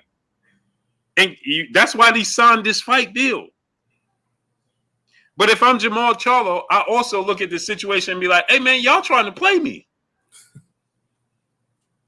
You understand? You signed this man for 3 fights, and I'm the first fight. You think he going to beat me. Right. You expect him to beat me. Right? So if the apple cart is rematch upset, me. If the apple cart is upset, who do you like Charlo to fight after Canelo? Oh, we already know what the next fight is. It's going to be Canelo. There's no way. Canelo will take a rematch with Charlo if he beat him? He ain't got no. What direction he going in? He got to rectify that. He can't be with the PBC, lose to Charlo, and then fight Benavidez. Right. Because the fans and we gonna call for Benavidez versus Charlo. Right. And Benavidez is gonna be like, bro, I want to get them belts. Let me get the belts from Charlo first, and then I'll defend it against Canelo. 1,000%. You understand? Yeah, so, I see it. 1,000%, we're gonna get, if Jermall beats him, we getting a rematch. We getting a rematch. And we already know Canelo, the rematch clauses. Masal Torres, brother in the super chat, dropping that dub on us in the super chat. He said, Blue, I'm so disappointed of boxing right now. Canelo is about to defend the undisputed titles for the 3rd time, where the guys aren't even ranked in the division. And yet the sanction bodies approve all this nonsense. Come on. 1,000%. But on top of that, Masal, the fans support it. Oh, yeah. These casuals that they cater to, they support it. They happy. They high-fiving and chest bumping, bro. We gonna finally get it, Jermall. That's the thing I don't like. It's like it's gonna be like, we finally got Jermall Charlo. All that talk, they already starting it. All that talking about Jermall Charlo. Now we finally got him. Now what y'all gotta say? It's already starting. It's already starting. So you said it's official. Do they have a date? It's gonna be September 16th. Okay. September 16th. Hey, Blue, I just wanted to let you know. Oh, hold on 1 second. Rebel Archangel, my brother in the super chat. Appreciate you, great brother. Judas 773 was good. Lance Shepard, brother, back in the super chat. And Charlo never fought at 168. Facts, all facts. He ain't never fight there. So how you got a guy, bro? Yo, the fact we not making this up, this is the real story. You need not to make nothing up. This story in and of itself is bad. You don't have to make this stuff up. You don't have to make it up. Bro, been up, bro. Uncle. It's not even like we're not making up nothing about this with Jermall Charlo. We seen him pour out his heart to the world. It had me in tears. Right. When he poured out his, and nothing about that was staged. He poured his heart out to the world. Right? And he's like, bro, what the things I'm going through, 7 Deuce Marine was good. I don't care if y'all feel like it was self-inflicted or not. I don't care about none of that. Sean Cook was good. Jude 12 was good. He poured his heart out to the world. And he like, man, I've been dealing with a lot, so on and so forth. You can feel that pain. Ain't nothing about that was staged. Dude ain't fighting 2 years, and he never fought at 168. Right.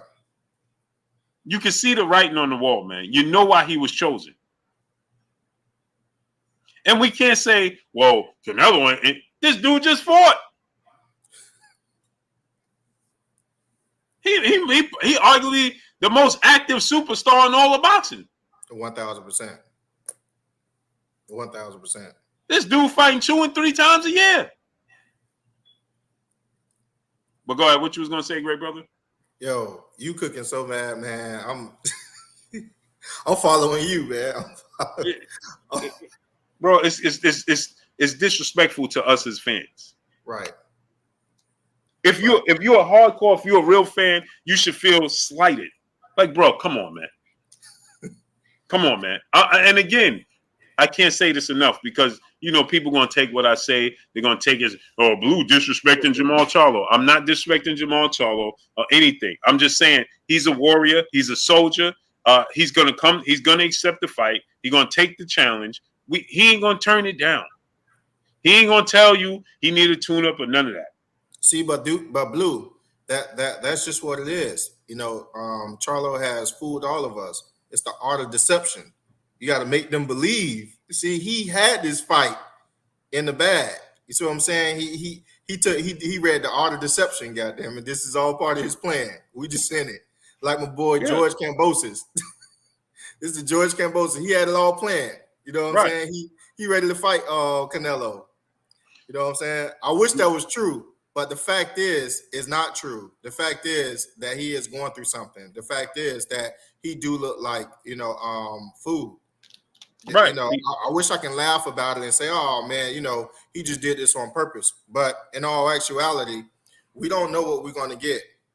You know, 2 years ago. We don't know. Right. Exactly. I hope he got talent. Ain't no doubt about that. He could box. He got power. He got talent. Kashif Dixon, Gabe Moore, Uno Munoz was good. Lord Scotty was good.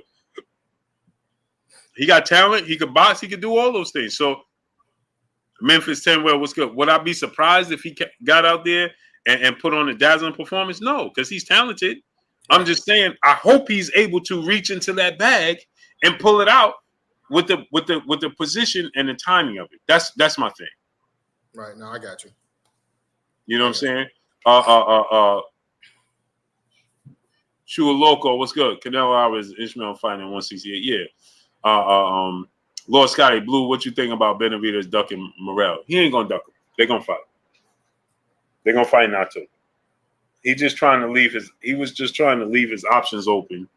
And again, Ronnie Shields is on record saying that he didn't think that he was ready. Morrell. Tyson Boys was good. That's just true facts. Deuce 888 was good. But nonetheless, Blue, could you clear this up for me? This has been puzzling me. So, Course and Devin Abato that said sign the contract, but there ain't no contract to be signed. That's what I'm saying. I'm saying, like, what contract did you hear? Because you want to know. You see what I'm saying? You want to know your whole job is to connect the boxers to the fans, right? Let us know what's going on when you can. Is there any contract have any contract been whispered about in the boxing? Because I really I'm really interested in knowing that. No, there was no contract. Christopher Johnson was good. Bob didn't get that far yet. Okay. So how much weight should we put on Regis Ruguru's last performance, being that that's not typically how he fights? How much weight would you put on that? Say it again. How much weight would you put on Regis Ruguru's last performance in Louisiana? Being that he don't typically fight like that. How much do I blame him fighting at home? Is that how much weight do you put on that? Do you actually look at that? Do you make harsh critiques about that, or you just say that maybe he had the jitters because he was at home, he was under so much pressure, or the fighter was there to survive and not actually engage? What how much critique do you actually give that last performance? I'm gonna be honest, man. Okay. It was a terrible performance. Okay. I don't care where you fight. Regis is 35, 34, 35 years old. He done fought in the World Boxing Series, unification bouts, tournaments. He fought at home before. He's been there before. And this performance was just a bad performance. I don't chalk it up to because he didn't engage. Gary Childress was good. If he was more engaging and trying to knock out what's dude's name again? I forget. I had it written down Villa, right? Yeah, Villa. Yeah. If he was trying to knock that dude out and going for broke, I would say he pressed it. He pressed the fight. The pressure of being at home, he wanted to perform. Jacob, yeah, they caught the dudes that robbed Tank House. So if Christopher Johnson was good, if that was the case, and he pressed the fight, then I would be like, he felt the pressure to perform. Right. But he wasn't even pressing the fight. Marvin Reese was good. He was sitting back. He was inactive because he tasted that power. And it made him inactive. Then he did it. Big Broad Combat Cool was good. Then he did an interview recently. I didn't finish the interview, but he's like, I was not prepared. I wasn't prepared. Anthony Latham was good. Danielito Zarella, yeah.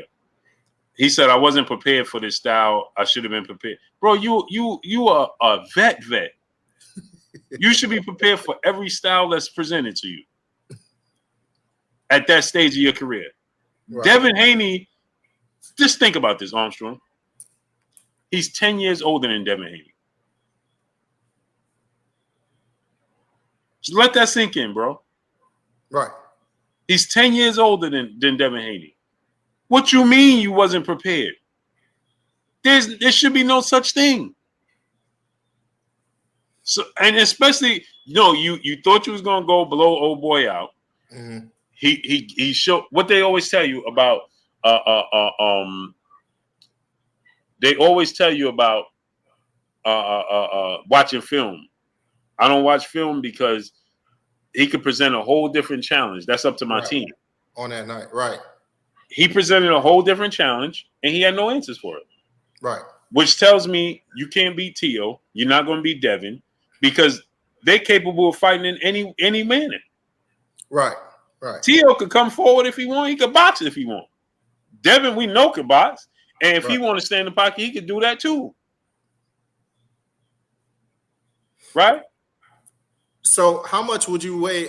How much would you weigh on his fundamentals, like not cutting off the ring, following the guy around, because like you said, he's a veteran at this point.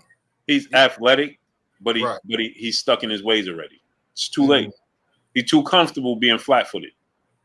Okay. So He's already stuck following you around. That's what he did. He never stepped. I was in a tattoo place the whole time, right? And my man was watching it with me. And the whole time I'm telling my man, I'm like, bro, step to your left. I'm screaming at the phone. I'm like, bro, what are you doing? That was very fixable in the moment. And what was his team doing? I couldn't hear because I was in a tattoo spot. Next question. I don't know what they was telling him, bro, because I couldn't hear. But what is your team telling you? Right. Bro, I'm not a professional boxing trainer, but that's a simple fix to cut the ring off. But you know what it told me? He didn't want to cut the ring off because that dude power was heavier than he expected.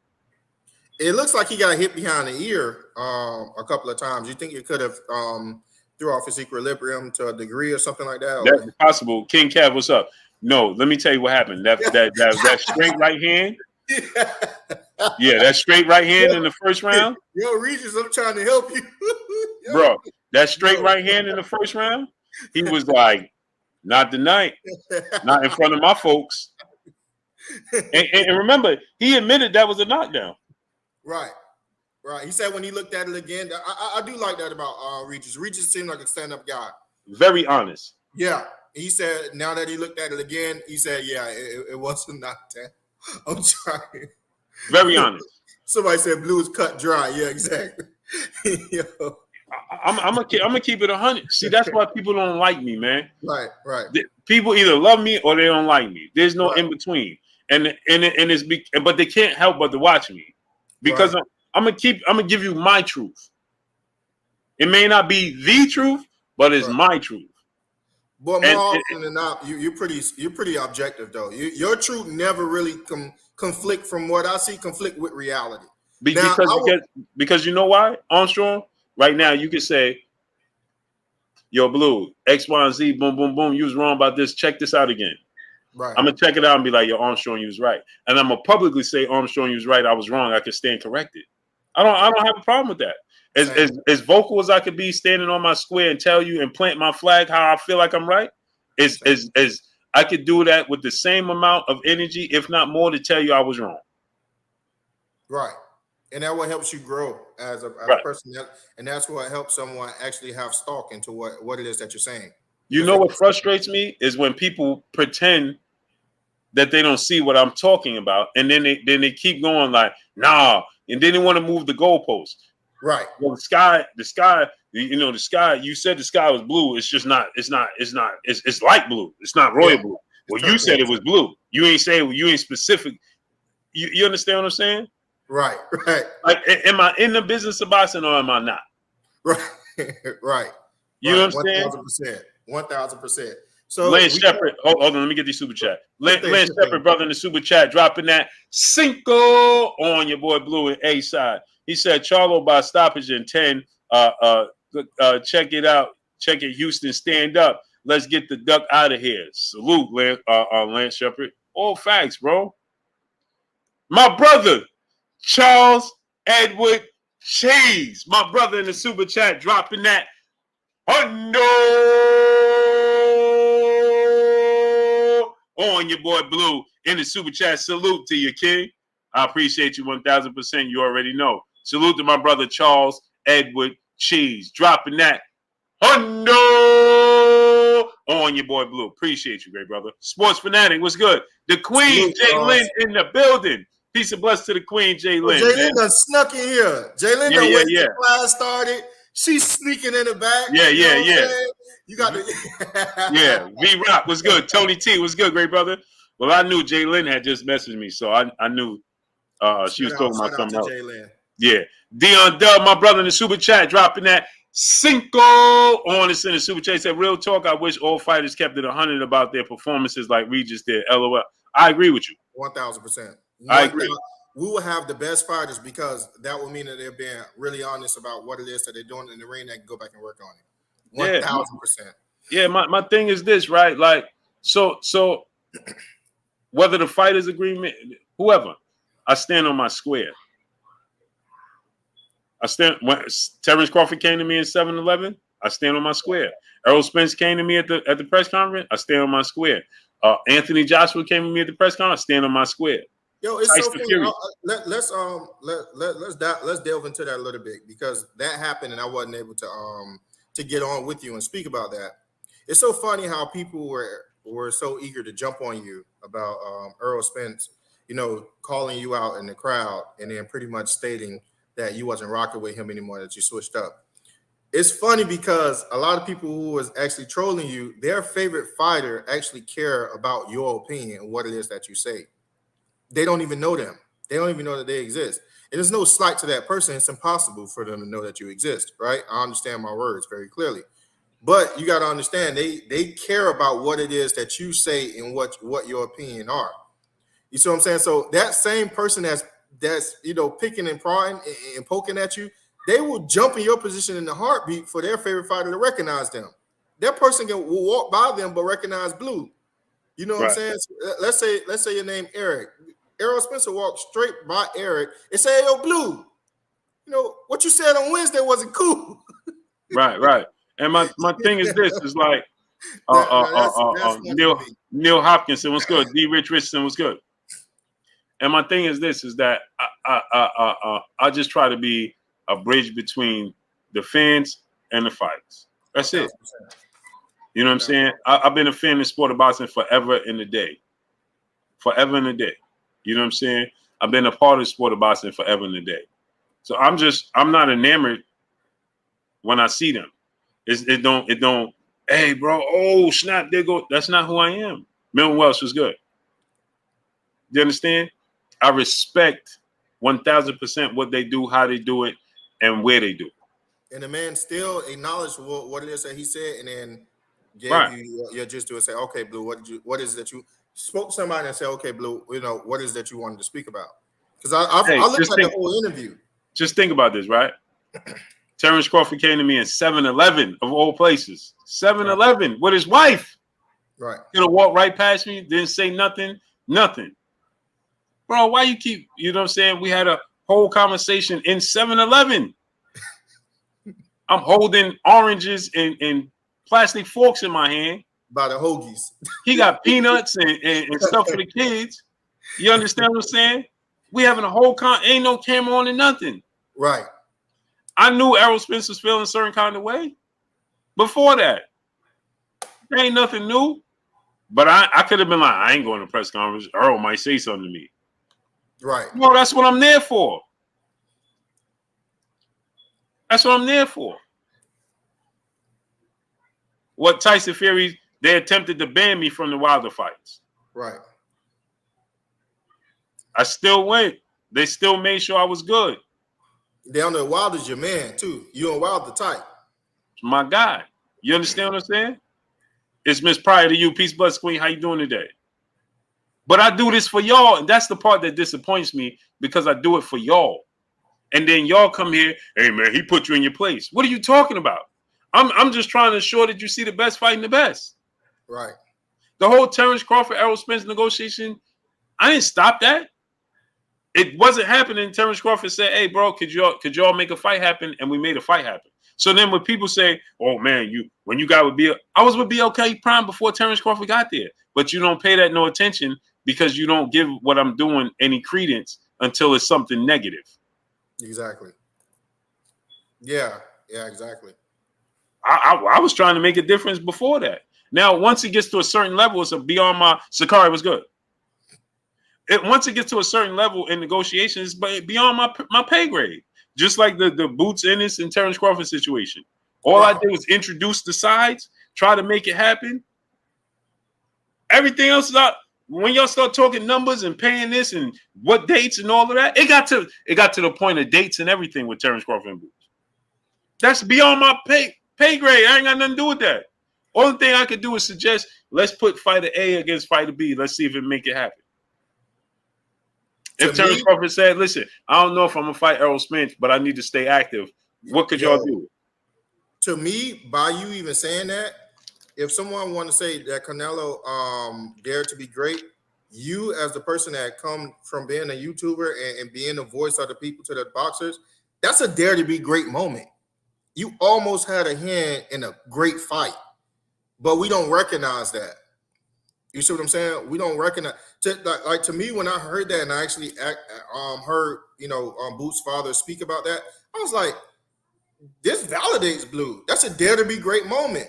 We should want you to have more opportunities like that, because one of them just may hit, and then you had a piece to do with it, and by way of you speaking, as the fans, we had something to do with it because you speak for us. You see what I'm saying? Like I never understood that. I never understood the whole dynamic of jumping on you and Boxing Gate and all that stuff. It was real corny, very tacky. But let's get to your boy Inoue. Why is he overlooking Stephen Fulton talking about Gervonta Tank Davis? Was that not the craziest thing you heard? What was the first thing that went through your head when you heard him talking about jumping up to 135 for Tank? Money. Tank represent that bag.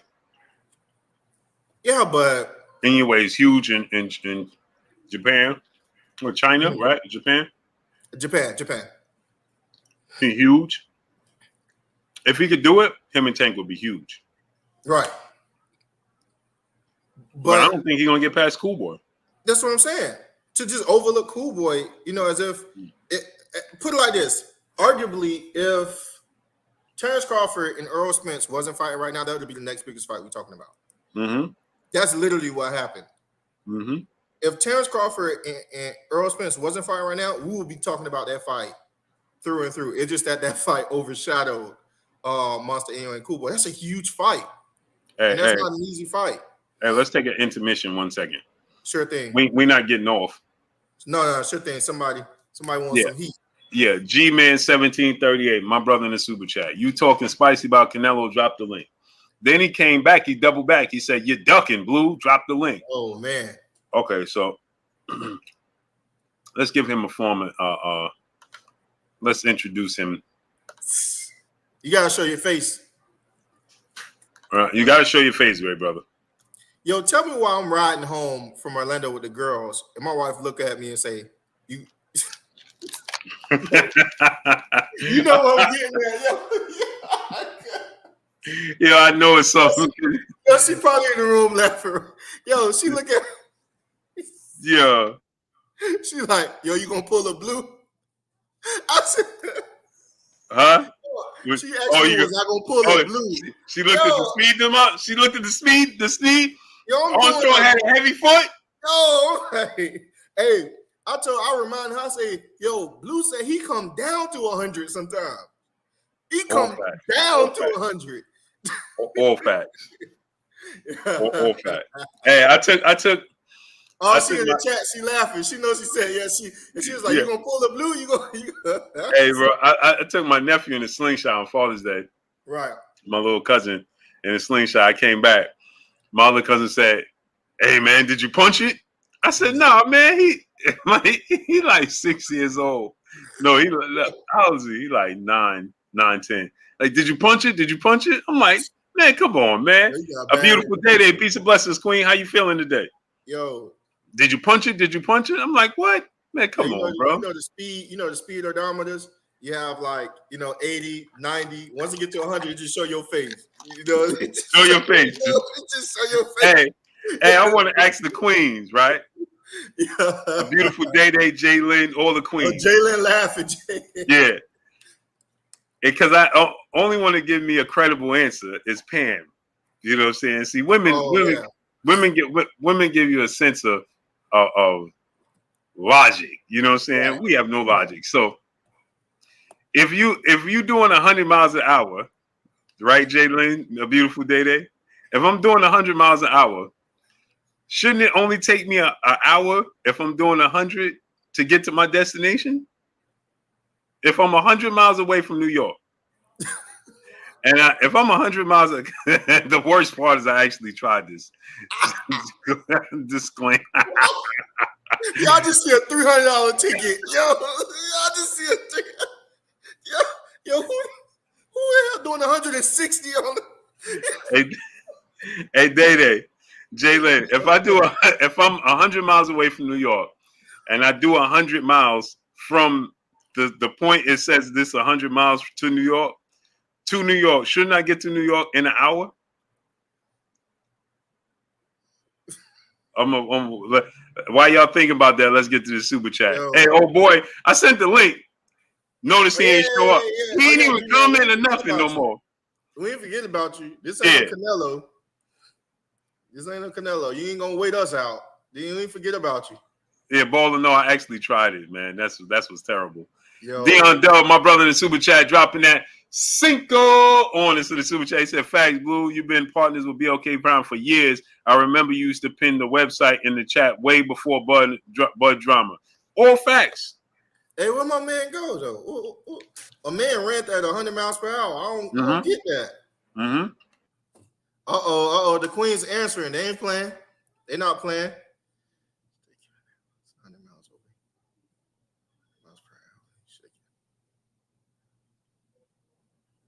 hour. She said it should take an hour if it's 100 miles away and you're going 100 miles per hour. You should get to your new year you're in an hour. Right. But on New York time, and that's different. But you on New York time, and that's different. The Queen's undefeated. Yeah.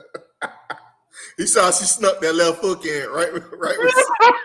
She see how she snuck the check hook in. All right? fact.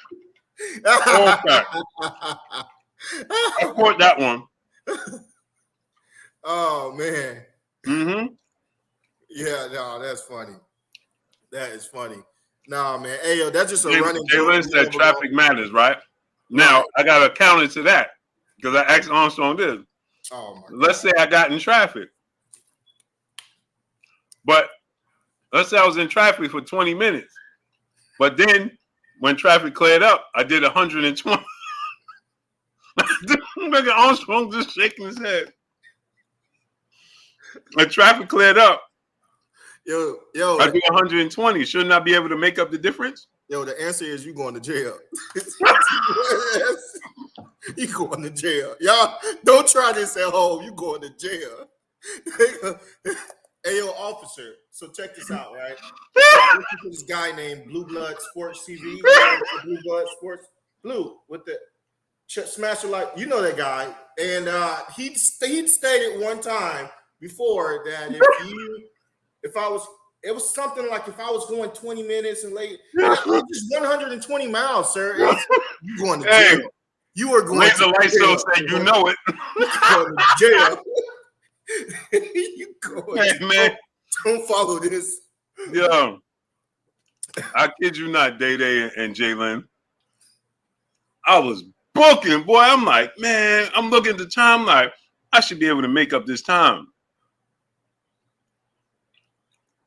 No, Day Day, once I get to New York, I know it ain't happening.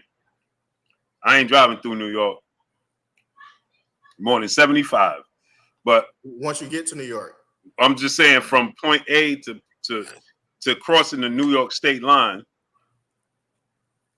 I should be good money. Because, yo, I be driving, like, you know when you see that sign? And it'd be like New York City, 152 miles away. You right there. You feel like you're home already. Man, that stresses me out, bro. I'm doing a lot, man. Yo, I be stressed out in my head, bro. Yo, I put on my Go music. I ain't lying to y'all, man. I put on my Go music, bro. It straight stresses me out. I'm be like 152 miles, and you know when you driving right, the road too. It's so tempting. Yeah. No, it ain't tempting for me because I take it. But yeah, you take it. Yeah. But look, yo, Armstrong, you know when you do it right, and you see that sign, and then you be like 15, 20 minutes in. And look up and it only say you went 2 miles or something. Yeah, definitely. That stresses me out, bro. Yeah. It stresses me out, bro. I'm 10, like, wait, what? Miles. Yeah. I ain't go nowhere. That I ain't go nowhere. I'll be like, that hurt. I put that baby in a manual in sports mode. Right. Buckle up, baby. Dell, what's good, great brother? Buckle up. It's the law. Hey, yo, so G-Man, you gotta show your face, King. He's back in. Mm-hmm. I thought he disappeared. He in the back room, but he ain't showing his face. Oh yeah, just show your face, brother.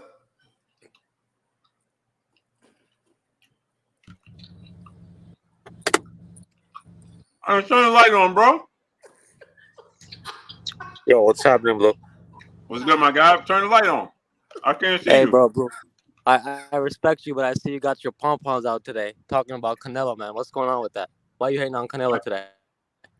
First, great brother, I can't see your face. I gotta see your face. So that's how I want to roll. No. If you want me to get You off, see I my can get face? off. I ain't talking. No, Ray, brother. I'm not gonna talk to the dog. I'm here to debate you about Canelo. I know. Let me see your face. You can see mine. I don't want to hop on camera, man. Why not? You got warrants? You was speeding like me? Nah, I just don't want to do that. Well, I already saw your If you want face. me to hop off, I'll hop off. No. I want to have this conversation. I just want to see you like you see me. Let's do it. So last year, he was the same guy saying Canelo. You gonna needs ignore to my fight wishes, Charlo. huh, brother? Huh? You've been saying that for years, and all of a sudden you change your mind. What happened?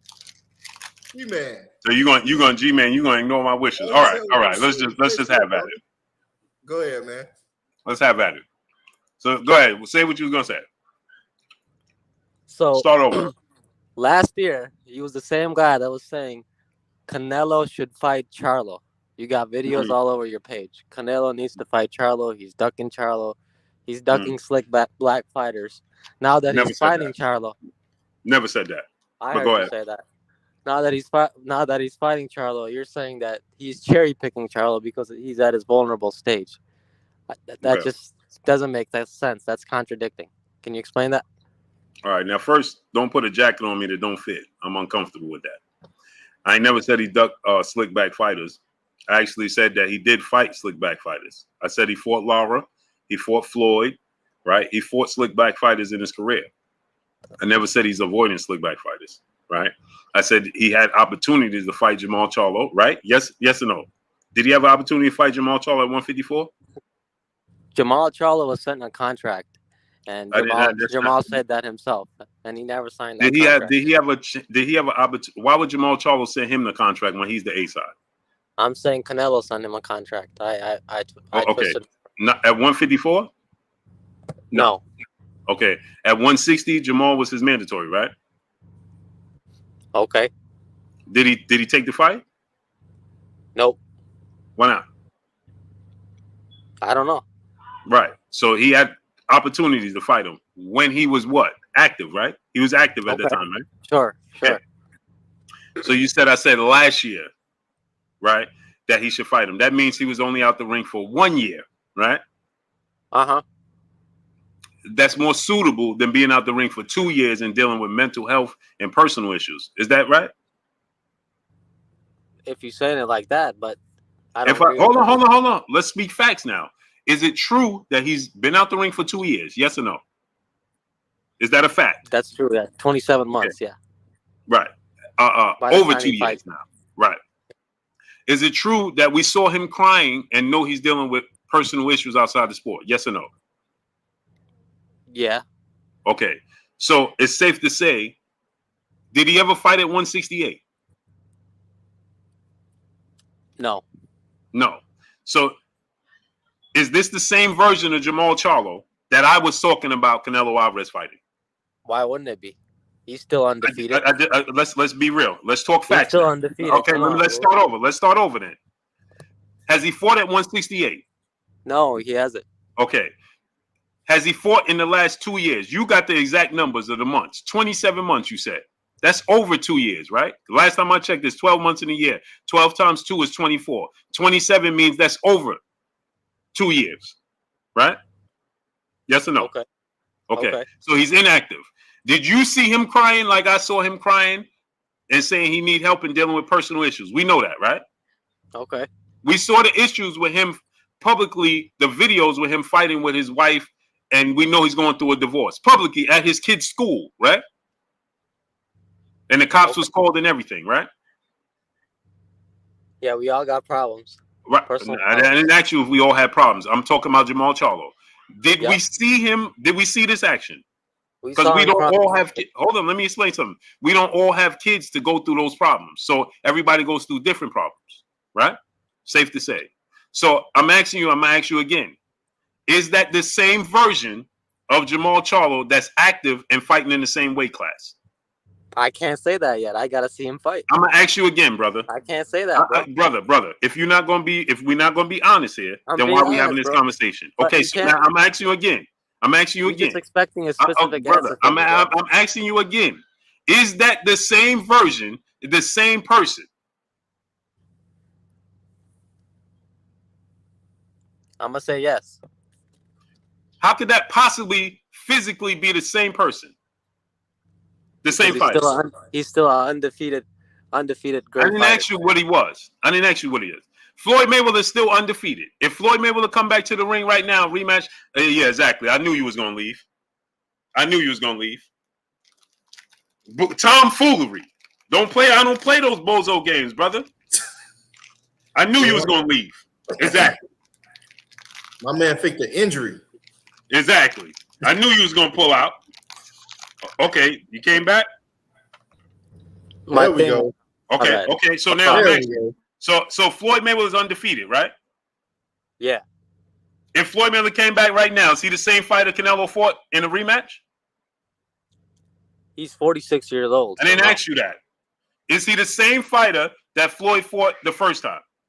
Because you're not trying. You want to push the narrative. I'm asking you a simple question. It's a yes and no question. Is he the same guy? No, he's not. How could Jermall Charlo be the same guy 2 years later? He's 2 years older, right? Different situation, brother. No, is he 2 years older? Yes, he is. Okay. If He's you only don't 30. use it, hold on. If you don't use it, you do what? You tell me. If you don't use it, you lose it, right? I hear you, boo. Okay, so let me ask you this question.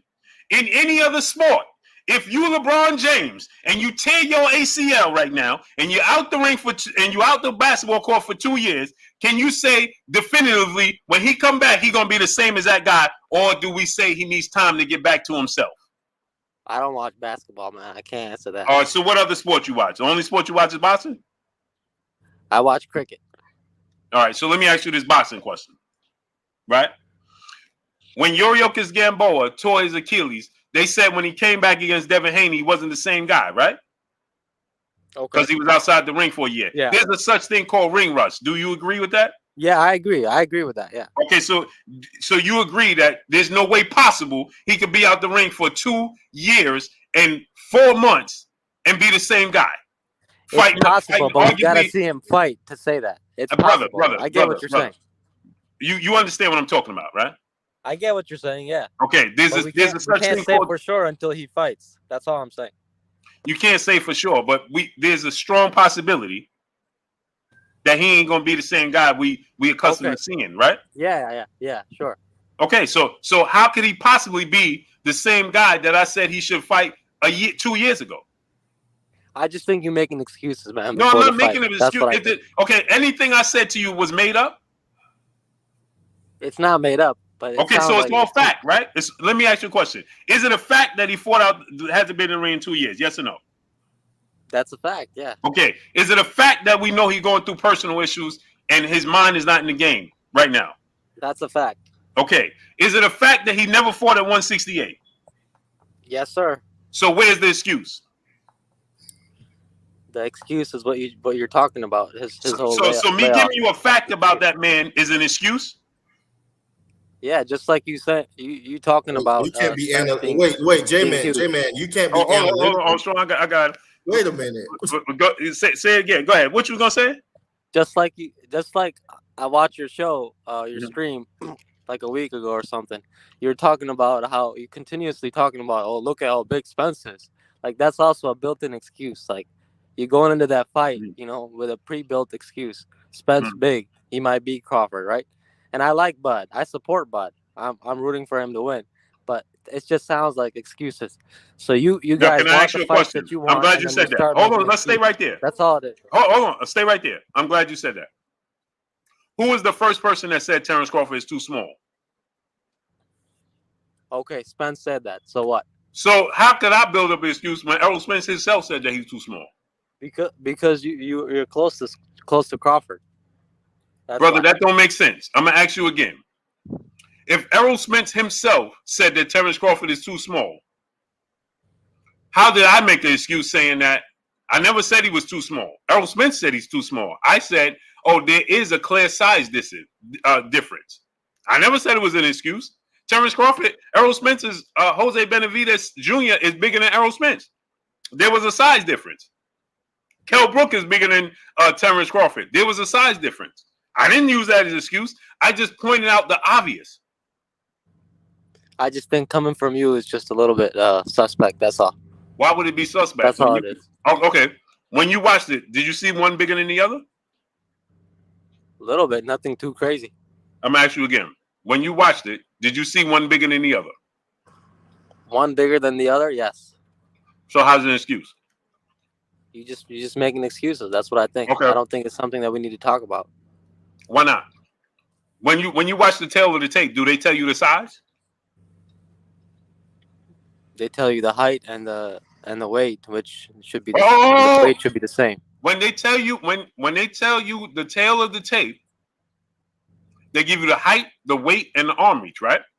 Which Terrence Crawford got a greater arm reach. I didn't ask you that. I said when they tell you the tail of the tape, they give you the height, weight, and arm reach, right? Yeah. Why? To show what they're working with. To show the Their physical, size. to give the audience Physical attributes. hold on, to give the audience an idea of what they're looking at, right? Uh-huh. Okay. Then they say this guy has a what? A 3-inch what? A 3-inch height what? What's the word that follows that? Advantage? I don't know. Oh, right. Okay. So then you just said Terrence Crawford got longer arms. So that means he has a what? He has a 2-inch what? Arm reach advantage. Arm advantage, right? Okay, so how am I making an excuse when I'm just giving you the intangibles like everybody else do? I was just saying. I just think coming from you, it just sounds like an excuse. Why coming from me? It sounds any different than so if you watch it on closely affiliated with Crawford that I'm closer affiliated with Errol Spence though. And even Spence said that. I'm closer affiliated with Errol Spence. That's why he was upset, right? Even Spence called you out on it. I'm asking you again, I don't brother. want to talk about that. Brother, you brought it up. We're gonna talk about it. I want to talk about Spence. Spence, saying what he said. I don't want to talk about that because brother. I'm asking, brother. Listen to me. I'm asking you a question. That I'm more closer affiliated with Errol Spence than Terrence Crawford, right?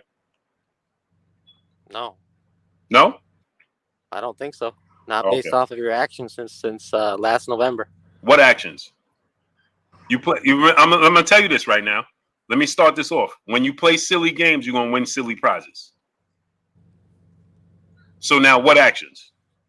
Based off of your energy and actions, it don't. What energy and actions? What did I tell you from November that wasn't true? Go. I'm not talking about true. We're talking about which side you closer to. Okay, I'm gonna ask you again. What did I tell you from November that wasn't true? I'm not talking about true or false. I'm gonna ask you again. What did I tell you from November that wasn't true? You told us that Terrence Crawford was not in negotiations with David Avenesian. I never told you that. Wow. That's a lie. Now you're lying. When did I ever tell you that Terrence Crawford wasn't in negotiations with David Avenesian? It was only like a 10-day period. You said something like that. They've been negotiating before that. Let me ask you a question. I'm gonna ask you again. Right? Because you brought it up. When you play silly games, you're gonna win silly prizes. Paying attention is free. So you just said, so you don't want me to tell you the truth. You want me to continue to lie to you? I just don't like how the energy changes. I asked you a question. Do you want somebody to lie to you or tell you the truth? I don't know if you're lying or telling the truth. I can't tell you. Okay, so you date back. Never mind if what I told you. Date back to what I said. And up until today, did I tell you what I told you? Was it true? Did it play out how I told you it was going to play out?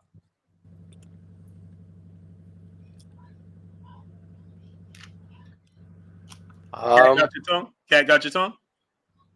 Let me see. You said the fight was gonna happen in November. I know you're gonna say Steven Espinoza said that too. Blah blah blah. Okay, so then that means I was on to something, right? So did I lie to you when I tell you that? Steven Espinoza runs Showtime, right? And I told you that since last it was year, looking. and we just got this fight. Okay. When I told you it was going to happen in November, I was the first person who told you. Steven Espinoza confirmed what I told you, right? Mm-hmm. Okay, so did I tell you a lie? No, that's not a lie. Okay, so what? So explain. When did I lie? I didn't say you lied. I just said I don't know. You said I changed my energy. So if I change my energy, I'm talking about Bud and Spence. Okay. We're talking about Terrence Crawford and Errol Spence, right? So if I change my energy based off of what was taking place behind the scenes, wouldn't you rather me tell you what was actually taking place, or would you rather me come here and sit here and tell you a lie? I would rather have you tell me nothing. That's what I would rather. That is the dumbest thing you can possibly say. You don't want me to tell you the truth. You want me to just withhold the information. We can't say if it's the truth or not. That's all. Has time proven that it was the truth? Yes or no? You just answered the question. Let's answer it again. I'm talking about energy. I'm not talking about you telling me. Why would I listen, brother? Okay, let me ask you a question. Do you have children? No. No. How old are you? Guess. I know. I don't play guessing games, brother. I'm a grown man. I asked you a simple question. How old? I'm in my 20s, man. You're in your 20s. I didn't ask you what. Give me a number. How old are you? I'm 25. Okay, you're 25 years old, right? I'm going to assume that you went to high school, college, so on and so forth, right? And as you did so, right? If you go to class, I got a GED. Huh? I got a GED. I'm not the smartest guy GED is fine. In the world. That GED is fine. There's billionaires and millionaires that don't even have that. So that's just fine. Okay. But I'm just using this as an example. You go to class, your teacher learns something new. Should the teacher keep teaching you the old, what don't make sense, which is not true? Or should the teacher make the adjustment and tell you the new? Yes or no? Or should the teacher just not tell you nothing? I don't know where you're aiming at, Blue. I just don't know where this conversation is going. You the one that took this conversation. Now you don't know where it's going. Can we get back to Canelo Alvarez, or why we got to get back to that? Because you're talking about. So what you're just telling me is you fear the truth. Talking about teachers. You just told me that you don't want to hear the truth. You don't want to hear the truth, right? You don't like the truth. You're talking about a whole bunch of other stuff, man. You don't like the truth, right? Do you want to hear the truth, or do you want to hear fiction? I tell you all the time, y'all like to live in Candyland where elephants fly, right? There's zebras that you call unicorns, and monkeys can have full conversations. That's where you like to reside. You don't want to hear the truth. You want your favorite fighter to be your superhero. He helps you escape reality. I'm cool with that, but don't try to challenge me, bro. I'm just saying. Because I'm not cool with that. I like truth. I like truth. You're not fair to Canelo, bro. No, I don't have to be fair I'm fair to the truth. The truth is he's choosing Jermall Charlo because he feels like he's the weaker link. Why isn't he fighting David Benavidez, who is fighting in his weight class? Who is his mandatory? He signed a 3-fight deal for what? I don't care what he signed. I don't care. Why isn't he fighting his mandatory next? He fought John Ryder. He fought David Avni-Yildirim, who was his mandatory. Right? Did you complain? Hold on. Did you complain about him fighting Avni-Yildirim, who was his mandatory? Did you complain about Terrence Crawford fighting Avni? Oh, he had to fight his mandatory. You was one of those people, wasn't you? Don't lie. WBC enforced the WBC mandatory for Canelo Alvarez. Yes or no? When he fought Avni-Yildirim, did you have a problem with it? Yes, I did. And Rocky. And you publicly came here and said I was not happy. I was not happy with those. So why didn't you come here and say it? Like you come in here now to defend him. Why didn't you publicly shame that man and say shame on you? Name one fighter today who's fighting. I asked you a simple question. Why didn't you publicly shame him like you come here to defend him? I didn't watch your channel back then, bro. Lies. I just started watching you last year. You just started watching me last year as a lie.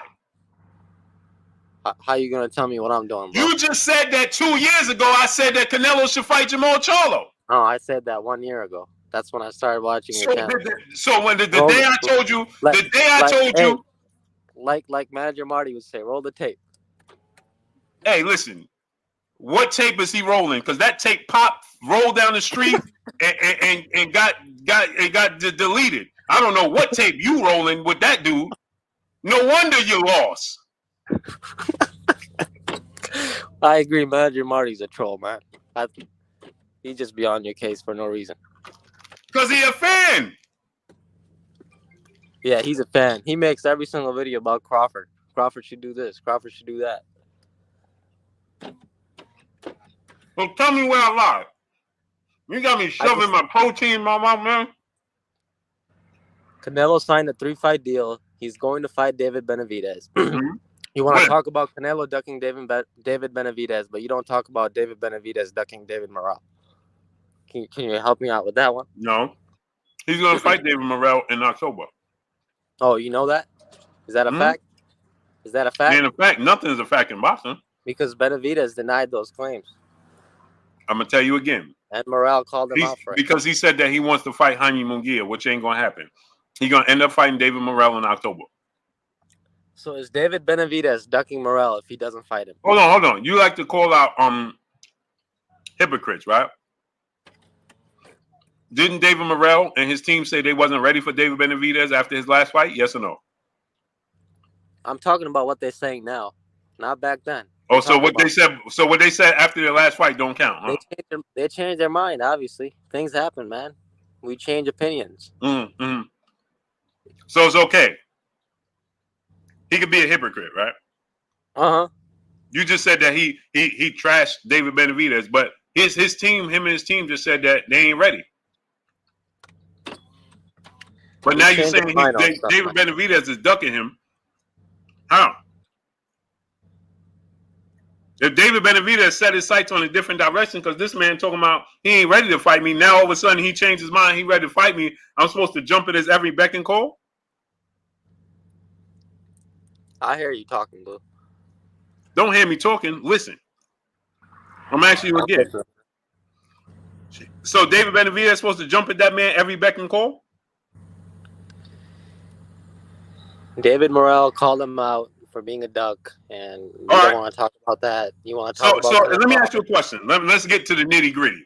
If Jermall Charlo said I ain't ready for Canelo, and Canelo said, all right, I set my sights on a different direction, and then Jermall said I'm ready for him now, is Canelo ducking him? Yes or no? Don't walk me around the block. I'm getting ready to exercise after this live stream. I get what you're trying to do here, Blue. No. Answer the question. Is Canelo ducking? It's hard for you to say, huh? If Canelo doesn't have a fight, then yes. If Canelo don't have a fight, he ain't have a fight right now before he fought David Benavidez. He said he was going to fight David Benavidez. You remember that? It's a 3-fight deal. You really don't think he's going to fight Benavidez? Why wouldn't he fight him next? Okay, give me your logical reason not to fight him next. Why would you pull up a man? Let me ask you a question. Maybe it's just a lucrative deal, and you got to have Charlo first. Like, we don't know the details of this deal yet, man. Why would Canelo Alvarez call the shots? You ever heard anybody else calling the shots for Canelo outside of Floyd Mayweather? I agree. Okay, so we know. So let's do away with that notion. Because we know that's nonsense. Also the same guy. We know that's nonsense, right? Opponents too. Hey, my guy, we know that's nonsense, right? Yes or no? What's nonsense? That they dictate what direction Canelo going in. Canelo dictates that. Okay, so again, let's start from the top, because you tried to say that the 3-fight deal had to be Jermall Charlo. Ain't nothing has to be nobody. We don't know the details, bro. Huh? Brother, we don't know the details of the deal. I don't care about the details because Canelo Alvarez tune-up. Brother, tune-up to David Benavidez. Canelo needs a tune-up. Canelo needs a tune-up now. For David Benavidez, yes. Oh, the dude, he's active. Hold. He needs another fight. Hey, bro, you know you just put your foot in your mouth, right? You know you put your foot in your mouth, right? I'm talking about on that side of the street. You know you put your foot in your mouth, right? PBC. He started his career with the PBC. Pretty much. When was the last fight he had? Caleb Plant, 2021? Caleb Plant. He just fought Caleb Plant for Undisputed on PBC.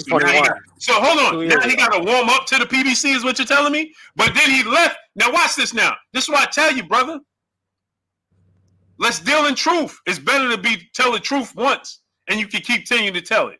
When you start to lie and you start to make up excuses, you got to continue to change the story. So now listen to this. He fought Caleb Plant, right? Who did he fight after Caleb Plant? Golovkin, Bivol or Golovkin? I don't remember, man. He fought Bivol, right? Bivol, yeah. On the zone, right? Yeah. Why he ain't need a tune-up? For Bivol? Yeah. That's why he lost. Brother, I didn't ask you why he lost. Why didn't he need a tune-up? Did he ask for a tune-up? He didn't, no. He went right into Bivol, right? Mm-hmm. Because he thought he could win, right? Uh-huh. So clearly he don't think he could beat Benavidez, right? Maybe not. Maybe he doesn't think that. So I didn't ask you about maybes. Maybe game. Let's play fact game. If he didn't ask for a tune-up with Bivol, but he's asking one for Benavidez, then what does that tell you? I don't know that. That's just me saying. That's just me giving you my opinion. That's brother, all, but it's not making sense, right? Because you said to go to the PBC, he needed to have a tune-up to get ready for Benavidez. Well, Charlo might be a good start to a 3-fight deal. Well, hold on. He needs a tune-up, but Charlo ain't been in the ring in 2 years, and he don't need a tune-up? Man, do you hear Charlo complaining about this fight? Brother, do you think Charlo's going to complain about it? Why would he? Hell. And also, we don't even know. Why would he? For sure. Why would he complain about it? Let me ask you, brother. I'm asking you a question. Why do you hear any boxing complaining about it? Nobody's gonna complain about fighting. Okay, but we know logic, right? We can use our common sense, right? It's a money. He need money. It's a big fight. Why would he turn it down? He might not get the opportunity, right? Yeah, I agree. Okay, would you turn down the Floyd Mayweather fight? No or way. Tank Davis fight? Those are the cash cows, right? Tank Davis maybe, because I don't want to get knocked out, man. Right, but so in other words, Canelo's throwing his weight around because he know they ain't gonna turn it down. Just like he tried to ask Badu Jack to fight at 180. Badu Jack used to fight at 168. Bro. I don't care where he used to fight. Does he fight there? Oh, hold on. Canelo can't even make money. Terrence Crawford used to fight at 130. Do you think he's gonna fight there now? No, but he didn't go up like 40 So why pounds. are you telling me when Badu Jack used to fight somewhere else? That was 2 years ago, man. What you mean? 2 years ago, 2 years ago, 2 years ago, man. Crawford fight at 130 2 years ago? Hey, bro, he was at do you think it's logical for Alexander Usyk to go back to cruiserweight right now? Do I think it's what? Do you think it's realistic for Alexander Usyk to go back to cruiserweight? Yeah. You think he could go back to cruiserweight right now? Yes. He's going to go back to cruiserweight because he's going to fight Badu Jack. How long you been watching boxing? Like 2 years. Year and a half. Okay. Well, that tells the whole story then. Canelo is going to fight Badu Jack. You know why they have those two guys signed to Skills Challenge? I'm sorry, Usyk, not Canelo. Usyk is not going to fight Badu Jack unless it's at heavyweight. He's 230 pounds. He's not dropping 30 pounds to go to 200. So you new to the sport of boxing. That's why we having this conversation. I've been in and around the sport of boxing since I was a little kid, bro. I get where you're coming from, Blue. I just don't think you're fair to Canelo. That's I don't have to be fair to anybody. I'm gonna tell you the truth. I like your show. And I appreciate you, but I'm gonna tell you the truth. It's nothing personal. I'm gonna just tell you the truth. The truth is he's choosing Jermall Charlo because he feels like the timing is correct. There is no logical reason why you can make sense of him fighting Jermall Charlo, who has been out the ring for 2 years and has not fought at 168 and is dealing with personal issues outside the ring, over fighting a man who's coming off the biggest win in his career, fights in your division, was considered the best fighter in your division before you came there, and got stripped of his belt because he missed weight on the scale. Floyd did the same thing. Floyd Mayweather ain't never did that, great brother. Please don't play that game with me. Hey, brother, listen. It's better to learn. Listen. Be quick to learn and slow, and be quick to learn and slow to speak, bro. Floyd Mayweather himself you said you just started watching boxing 2 years ago. That means you don't even know nothing about Floyd Mayweather's career because he's been retired for over 2 years. Floyd Mayweather himself said, "I was at the stage of my career where I picked." I'm gonna ask you again, brother. How would you know anything about Floyd Mayweather's career? How would you know anything about that man's career when he's been retired for like 5 years? Okay, just because I started watching boxing 2 years ago doesn't mean I don't know.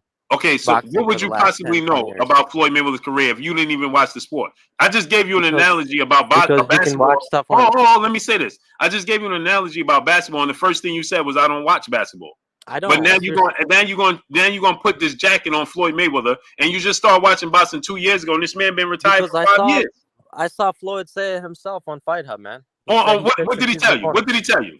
What did he tell you? Floyd said he got to the point in his stage of his career that he picked and chose who he wanted to fight because he could. No. You misunderstood. You misunderstood the fact that he was saying I was able to pick and choose the best fighters of my career. I did not have to fight mandatories. And Canelo is doing the same thing. You misunderstood what he said. Okay. Do you know who? Let me ask you a question. Do you know who Costa Tszyu is? Tim Tszyu's father. Yeah. Did you watch that man fight? No, I didn't. No. Do you know who Joe Casamayo is? Yeah, I heard of him, but I haven't watched him fight. So you know nothing about him. Do you know who Arcelina Freitas is? No. No. Do you know? Of course, you know Shane Mosley, right?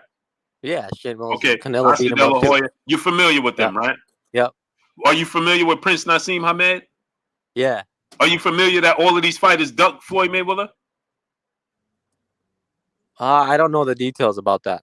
Why would you? You didn't, again, like I just told you. So then you just put a jacket on that man and said that man was because he said it out of his own mouth.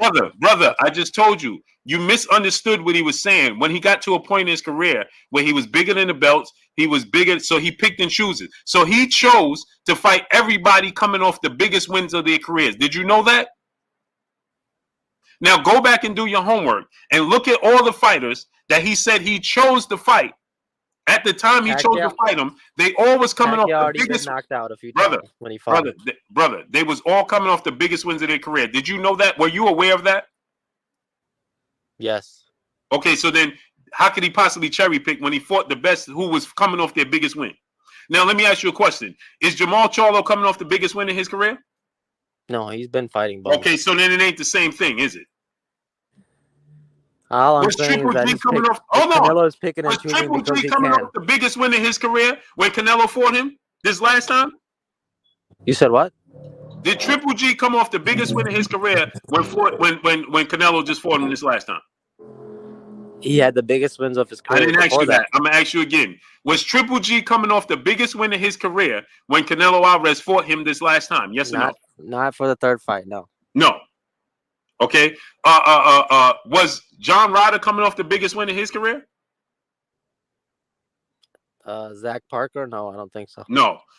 So, but how did you just compare? Demetrius Andrade has that chance to. How did you just compare what Floyd Mayweather did to what Canelo Alvarez did? All I'm saying is they're at the point. I didn't ask you all you're saying. I'm asking you a simple question. How did you compare what Floyd Mayweather done in his career to what Canelo Alvarez is doing right now? It's the same thing. It's the exact same thing. Listen.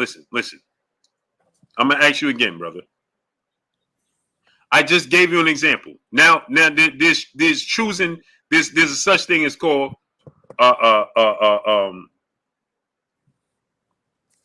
definition is ignorance. I'm not calling you ignorant. You can choose to be ignorant, or you can choose to educate yourself. I just gave you an example and a breakdown.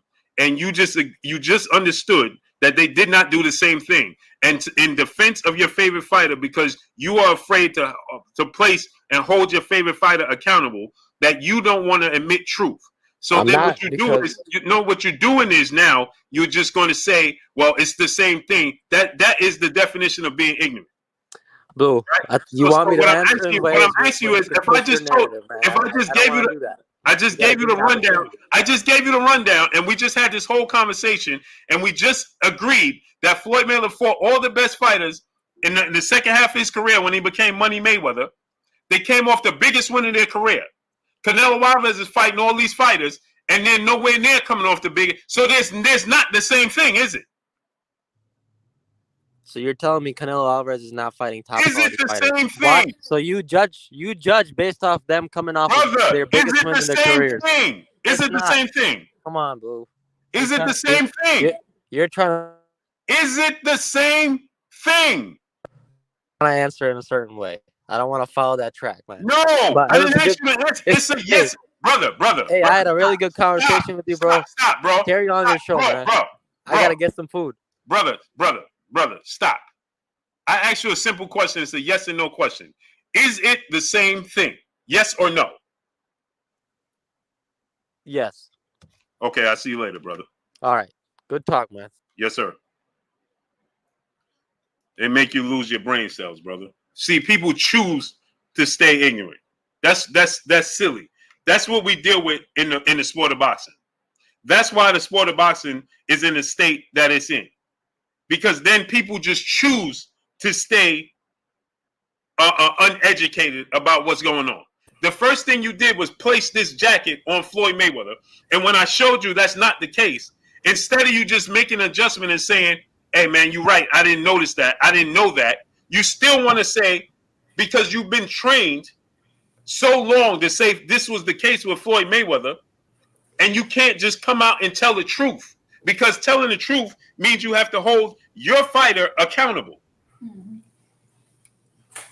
And so he don't want to hold his fighter accountable because he's just enamored with Canelo Alvarez.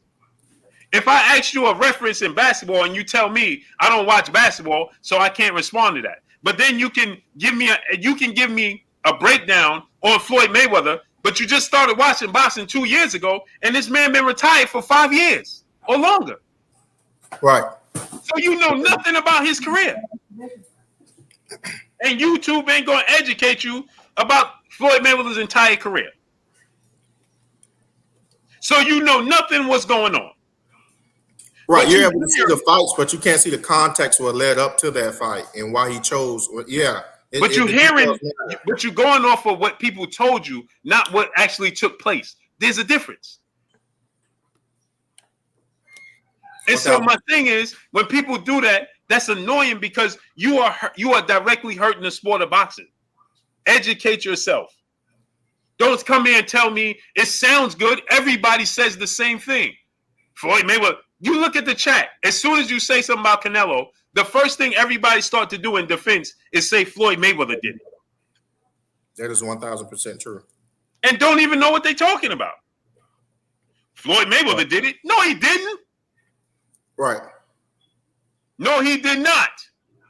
I watched Floyd Mayweather's entire career from the first fight to the last fight. Right. I was a fan watching Floyd Mayweather trying to fight Prince Nassim Hamed, and he wouldn't fight him. To the point where Larry Merchant, who don't even like Floyd Mayweather, can't stand him. Larry Merchant is like, hey, Floyd, don't even call out Prince Nassim. We know he ain't going to fight you. He ain't never going to fight you. Right. He going to duck you. If Larry Merchant is saying, hey, I want to ask you some questions, but don't even mention that dude. Right. Prince Nassim Hamed, Acelina Freitas, Shane Mosley said he had a toothache. Oscar De La Hoya said he too high of a risk, too low of a reward. Costa Zoo chose to duck that man Floyd, go fight Ricky Hatton, got beat. Then Floyd fought Ricky Hatton and beat Ricky Hatton. If you don't know what happened, don't elaborate on it. Educate yourself. If you don't know who Acelina Freitas is, you don't know who Joe Casamayor is. These dudes avoided Floyd Mayweather. So what Floyd Mayweather did was, after he beat Oscar De La Hoya, that's why he agreed to everything. He was already a Hall of Famer. He was already a 4-division world champion. He was already considered a pound-for-pound king next to Roy Jones Jr. Okay? He was already a pay-per-view star. Not a crossover superstar pay-per-view, but he was already a pay-per-view star. When he fought Oscar De La Hoya, Oscar De La Hoya had losses already. He still was considered the cash cow. So Floyd said, I'm gonna give you everything. I'm gonna concede to everything. He took a 70-30 split, bro. Right. To fight Oscar De La Hoya. He let Oscar De La Hoya drag him to a weight class he never fought at. He let Oscar De La Hoya choose his gloves and the brand of gloves he used. He chose the ring size. And Floyd Mayweather said, once I beat you, I'm going to be the man and I can call the shots. And no, I don't got to worry about these dudes ducking me in my career no more. Right. Because now I can pick and choose who I want to fight now, when I want to fight them. Because now the shoe is on the other foot. That's what he was talking about when he said I was able to pick and choose once I got to a certain level in my career. He was not talking about cherry picking. Y'all misconstrued what he said. Y'all use it out of term to use it against him. That's not what he was saying. And if you watch his entire career, you would know that. And it got to a point where you had so many people calling out Floyd Mayweather, bro. It was ridiculous. Bernard Hopkins. Okay? Bernard Hopkins was fighting at middleweight. Floyd could barely make 154. He's calling out Floyd Mayweather. Right. Sergio Martinez. Triple G. You dudes don't know what you're talking about. And see, that's the thing. That's why I think ego comes into play, right? Because there's an age factor. It's a reason why Kurt knew more than you about boxing. He lived through that time. He's been around. He knew the context. It's a reason why you're gonna know more about me than boxing. It's an age thing. You're in boxing longer. You understand not only because we can only see the fights in boxing.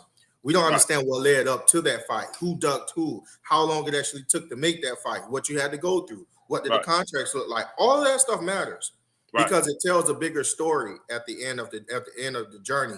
You know who Floyd Mayweather was in his era? He was to a higher degree. He was Boots and Devin Haney. Right. He couldn't get. Nobody was trying to fight Floyd Mayweather. Right. Nobody's volunteering to fight him. He couldn't get the fights. Right. People don't even know. Zab Judah was a bigger star than Floyd. Right. And Floyd was supposed to fight Zab. Then Zab lost to Kasazu. Then Zab lost to Baldomir. And then Floyd like, listen, you know what? I'm still going to fight him. Y'all don't even know what took place, man. But y'all be quick to put this jacket on him because he's the most recognizable. He's the biggest star of this. You don't know. Most of y'all don't know Mike Tyson era and don't know Muhammad Ali era ever. Right. He's the biggest thing since then. And so it's easy to place that jacket on him because the narrative is that's who he was. Because most people don't like him. And granted, he ain't the best dude out the ring. You know, I love the fact that you said, and this is very important. You said that he became the man so that he can choose the best fighters, not choose who he wants to fight. That is different in and of itself. Right. So he can choose the best. Right. He became the best. He got in that position, and his thing was, now the best fighters can't duck me because they need me. Exactly. Okay, so he wasn't saying, I'm in this position now, I can duck fighter X, Y, and Z. That's not what he was saying at all. And people took it and ran with it because they took the hey, Floyd said he got to this position and he was able to duck. That's not what he said at all. That's not what he was ever saying. He was saying, I got to a position where now these fighters need to fight me. I don't have to chase them. That's what he was saying. Right. He never, ever said that he was ducking any fighter. And if you contextualize that beautifully, everyone in the chat, I was looking at the chat, everyone was receptive to what it is that you were saying. Right. I never seen a blowout that bad. You got some detractors in here. Even your detractors were saying, God, dog, this dude is, he's pretty much getting cooked. Yeah. See, it's easy to come here. Oh, Blue said this, Blue said that, Blue said this. Yeah, but once you come on here and now you gotta say it, show me where I said this X, Y, and Z. You can't. Let me get these super chats real quick. For Shirley Sean, what's good with your nephew? Was wondering where you was at, dropping that Cinco on us in the super chat. He said, "What's popping, Unc? I don't know. I've been MIA. I know I've been MIA. RP Miss Jackie O. We love you, cousin. Oh, that was your cousin, man. That's your family. Yeah, blessings, man. That's a straight unfortunate. Sorry for your loss and your family, bro. Really You sad. said this joint hit home tough. Excellent year of boxing this year, though. Yeah, that's tough, nephew, man. Yeah, And my sorry to hear that. love, blessings, and prayers go out to you and the family, man. That's a tough one to swallow right there. You seem like a great person, man. Great mom, and Yeah, man. Just very vibrant, man, and it's unfortunate, man. Dion Dub, my brother in the super chat, dropping that Cinco on us in the super chat. Said, Blue, get him in the Method Man voice. Hey, hey, man, see, that's the thing. People, and this is another thing, right, Armstrong? People will come here and Blue got proven wrong. Blue got, and they put Blue in his place, but they can't even admit when they wrong. Right. Can't do it. Bro, I give you an example, and I just gave you an example. You agree with me, and then I ask you, okay, so how's the same? It's still the same thing. Well, okay, now you're just choosing not to. Okay, so now you're not trying to have a debate. You're telling me, regardless of what Canelo do, he can't do no wrong in your eyes, even if you see it. So what's the point in having these conversations? Dion Dub, my brother in the super chat, dropping that Cinco on your boy Blue. He said, Blue, he too busy worried about your affiliation instead of acknowledging the facts of the matter. Affiliation or not, a fact is still a fact at the end. All facts. Right. All facts. And then This this is what people do, right, Armstrong? Is that they be like, well, I don't want to talk about that. I'm sure you don't. But you brought it up. So we're gonna talk about it. Yeah, so now we're gonna talk about it. I don't want to talk about that. Why not? Tell the host of the show, I don't want to talk about it. Yeah, I don't want to talk about that. Why not? Come on, man. Charles Edward Cheese, my brother. Salute to my brother. Salute. Charles Edward Cheese, brother in the super chat, dropping that 200 on your boy Blue and A-Side in the super chat. He said people mad because they think you was blaming Crawford for the fight not happening and saying Spence would beat him. By learning it was neither person's fault and saying it was 50-50 fight, they say you switched up. I don't give I watch Blue for the insight and connections to the fighters. Salute to my brother, Charles Edward Cheese. That's all facts. You couldn't say that better. You couldn't say it better. Right. That's all facts. They mad at me for telling you it's neither one of their fault. And then listen what he said, Armstrong. He said, I'd rather you not say nothing. Huh? Yeah, that was crazy. Yeah, that was crazy. You don't want me to give you the update? You want me to say nothing? Yo, ask Jay Lynn. I was like, Jay Lynn, this is about to get crazy. I got my popcorn ready. I was like, yo, this is about to get yo. Hey, A-Side, he said, don't say nothing. He said, don't say nothing. I was like, yeah, this is about to go down. My brother Hulk in the building. Alan Maddie's brother in the super chat, Millennial Generation Blue. Good luck with this cat. It's wild, bro. It's wild, bro. That was a Zennial. Huh? She just threw our generation under the bus. I know that was a brother. Hey, that was a Zennial. Hey, no, that was a cutoff point. Wait. Hey, I forgot this your generation. And Kid Lamb, what's good? Cinnamon Salad, what's good? I forgot this your generation. Alan Maddie's brother back in the super chat, dropping that half a dub on us in the super chat. He said, Canelo fans make excuses for anything the face of Duckin does. Nello lost to Lara, Triple G, Bivol, and a 36-year-old Floyd. Ginger Duck ain't no Salvador Sanchez. Every big name Nello beat was way past their prime. Facts. I did Salvador Sanchez, the greatest Mexican fighter ever. Tree and I Dream Deuce, what's good? Jay Watts, what's good? My brother Sakari, brother in the super chat, dropping that Cinco on us in the super chat. He said, what an absolute walk down. Blue killed his brother with 1,000 cuts. Hey, yeah, man, dude, that's why they don't be wanting to click that link. It was really an Arturo Gotti. I was like, ooh. Hey, you know what it is? When you in the chat, you can keep typing whatever you want. You know what I'm saying? Right. You can say whatever you want in the chat, man. Keep going. Right. No, man. Reality is reality, bro. Marky Dan 123, brother in the super chat, dropping that Cinco on us in the super chat. Said, "What's up, Blue? David Morrell is the boogeyman of 168." Eddie Hearn said he wouldn't put Benavidez in with that monster. They don't want the Cuban heat. That dude is nice, bro. But to David Benavidez' defense, he said we ain't ready after his last fight. T-Bugs, what's good, family? But now we just gonna switch it. How you gonna say Canelo needs a tune-up because he going to PBC, but Jermall Charlo don't need a tune-up after 2 years? After 2 years. Come on, man. Make it make sense, bro. Hey, let's get on out of here, though, because I got to get this workout in. Yeah, definitely, man. Definitely. Just want to say thank you, chat. You know, I appreciate you guys coming through. I appreciate you guys always showing support. Jalen, much love to all the queens in the building. Much love to my beautiful wife in the chat that's helping out. Hey, you got to love it. There's nothing on YouTube like it. Y'all see Blue cook. Y'all see A-Side eat.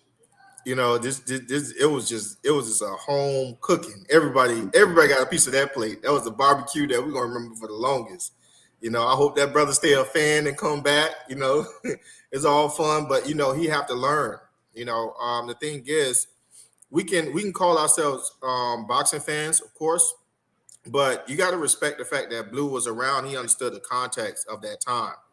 You see what I'm saying? So he's able to give you a little bit more information. Never be afraid to become a student again, because at another point in time, you're going to be teaching someone else. You see what I'm saying? And you want to learn all that you can. If at any time I have some sort of ignorance, I would love for someone to eradicate that ignorance, because it's not there anymore, and it makes me a better person. So I would like for everyone to always learn from this. It was not, you know, we can all laugh about it, say you got cooked or whatever like that, but we really need to pretty much, you know, mature to the point where we're able to learn from other people who know more about us in a particular area that we want to know about ourselves. So with that being said, I appreciate you guys. I love hanging out with you guys. You can ask Blue. I was in the middle of moving some furniture around. Still got to get back to moving some more furniture around, but I was like, I got to jump on. You know, I missed the family. Charles Edward Cheese, right. Thank you for supporting the chat tonight. Definitely the sponsor of the chat. He always coming through, knocking everything out of the park. I appreciate you. Jalen, all the other people that hold us down on a daily. I really appreciate you guys. One more thing before I leave. I just want to say that we don't always get this, and we're not always going to have Blue around, unfortunately. So when we hear it, let's smash the like button so it can get out to the YouTube algorithm and more people can get this content, and we can continue to help this channel grow. I appreciate you guys. I love all you guys. Wallian Music, brother, in the super chat, dropping that half a dub on us in the super chat. Salute. We appreciate you, great brother. Come react with Ryan and Anderson, brother, in the super chat. He said, "Young dude, mind already made up." Yeah. It was. That's exactly what it is. I would call for sure. I remember Aaron Pryor. Marcos is good. You know, appreciate you, Marcos. Pugilist Shiznit, what's good? Pam, have a blessings, queen. Yeah, that's the thing, right? Is they come with their mind made up, and that's where we go wrong in boxing. Right. See, that's why I tell people all the time, be a fan of the sport of boxing first. And be a student. What's wrong with being a student? Sean, me and you could do this for 50 more years, God willing. Right. We can sit right here and do this for 50 years. In 50 years, you know how many careers going to change? Yeah, right? Yeah. They're going to come and go. If they're going to come and go like this, we're going to be talking about, man, if we, in 30 years, we'd be like, hey, remember Errol Spence? They're going to be like, man, that was so long ago. Yeah, exactly. See, I grew up in the 80s. Sugar Ray Leonard, Tommy Hearn. When I mention them, it's like ancient time. Yeah, exactly. And I'm quite certain there's people that were older than you that knew more about the context of what was going on than you knew. You will inevitably, when you stick in the sport long enough, or you stick to something long enough, you will gain your 10,000 hours. Right. You will grow mastery inside of the sport. You will be able to tell these stories in great details with context to a younger generation that's willing to listen. Right. If you're not willing to listen, they won't be able to receive it. Think about this, bro. In 30 years, Sugar Ray Leonard, Tommy Hearns, Roberto Duran, they turned into Sugar Ray Robinson. Right. Just think about that now. That's crazy. Right. Damn, I didn't even think about that. Yo, They're gonna be so far I back. didn't even think about that. Yeah. Right. That's how far Yeah. back, right? But me and Right. you can sit here and still do this. Right. Yeah, that's sobering. That's why I tell people, be a fan of the sport of boxing. Because everything else is fool's gold. And let me explain why I say that. You can represent a fighter and like a fighter, Canelo Alvarez, because he's of Mexican descent and you Mexican. Right. Who knows when you're going to get, and the truth is the truth. I'm just telling you all the truth. Who knows the next time you're going to get a Mexican fighter at the height of that level? You don't know. Right. So now, let's say there is no more Mexican fighters for the next 5 to 10 years that's at that level. Who you going to root for? Right. Or you just not, now you're just not going to watch the sport. And so what happens is you have that gap until the next fighter come along that you can root for. And now you uneducated of what took place. Because you checked out. Right. 1,000%. That's the problem. You're not a fan of the sport. You're a fan of a fighter. Be a fan of the sport. That's why I tell everybody, be a fan of the sport of boxing first. And be a fan of the fighter second. It's just that simple. Right. It's not telling you not to be a fan of a fighter. You're just saying put the sport of boxing first. Right. That's all you're saying. Right. Lee Huncho, Louis T was good. Think about this. Deuce Triple A was good. D-Ray 318 was good. Think about it. Tory was good. I was a fan. Just think about this. I was a fan of Sugar Ray Leonard. I was a fan of Roy Jones, Pernell Whitaker, Floyd Mayweather. Bro, these dudes, Juan Manuel Marquez, they so far in the past. You can't even you can barely pull up 5 fights of them on YouTube. Full fights, not highlights, full fights. Right. But the changeover, you understand? The changeover is so crazy.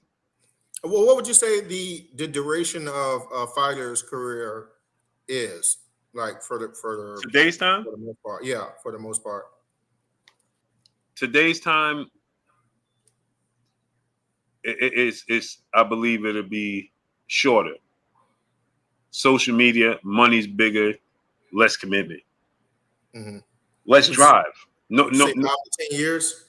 Yeah, no drive. Because you could make the money Sugar Ray Leonard made in his career in 2 years. And don't even got to be the best fighter in the world. Let me ask you this. What will happen if an active fighter, not a past fighter, an active fighter, was to actually come on YouTube, create a YouTube channel, and have live chats, talk with people and stuff like that, talk about the things that they can't talk about, but actually grow their audience with authenticity. You see what I'm saying? Not anything that's, pushing towards. And what will happen to the next? It's going to be impossible. It's going to be impossible. And the reason that this is why it's impossible is because the fans today have so much access to certain information that the questions that you can't answer is going to make you ungenuine. Okay. Look how I'm deemed. Right. Yeah. You ain't being genuine. Oh yeah. Imagine the fighter. Somebody put you on the crucifix. Yeah. Yeah, it just gets crazy. Yeah. So imagine the fighter themselves that really can't tell you. See, I can't tell you because I'll destroy relationships. They can't tell you because they're going to destroy their money and their way of living and eating. Right. Well, I thought about that. Right. So imagine. Okay. So I thought so. It's always going to be a space for boxing, pretty much. Yeah, because you got to think about this, right? Remember when Errol Spence, Terrence Crawford went back on social media? It's going to get to the point where they got to the point where show your contract, show your contract. You neither one of them can show the contract. Yeah, you can't do that. So then it hits a stale wall. You understand? It can't go no further than that. Right. You understand what I'm saying? Okay, neither one of them going to show their contract, or it's going to boil down to tell me how much you really made.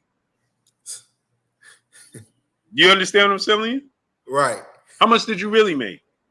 You're going to say, you understand? It's just too much access the fans have They're questions they can't answer. Right. That's what it boils down to. I got you. That's why they'll wait. Like Sean Porter's retired and he do it, and he still, when he gets to start talking in business, Sean Porter talk to me off the air. He retired. Tells you everything you need to know. You know what I'm saying? Whatever. Alan Mattis, brother in the super chat. If Canelo want to be great, let him fight better. BF. Man, listen, ain't no way. Ain't no way. That ain't happening. Memphis 10 Will, my brother in the super chat, dropping that Cinco on into the super chat. He said, I'm with Cheese. I watch Blue for all facts and insight on boxing. With that being said, I need 2 breakdowns, Fulton Inoue and Stanionis Ortiz. Stanionis Ortiz is a very interesting fight because both of them are going to come forward and be very aggressive, and they're going to thump. Cool Boy Steph, I believe, is going to beat Inoue because I just think he's going to present something that Inoue has never seen before. He's slick. He's bigger. He's rangy. He's quick. He has a high ring IQ. He's mobile. He's going to be the most athletic fighter he fought, and he's moving up in weight. We don't know if his power going to carry it. Just might.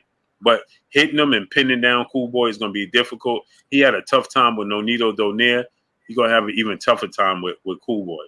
And I think Cool Boy gonna win on a split decision because they in Inoue's house.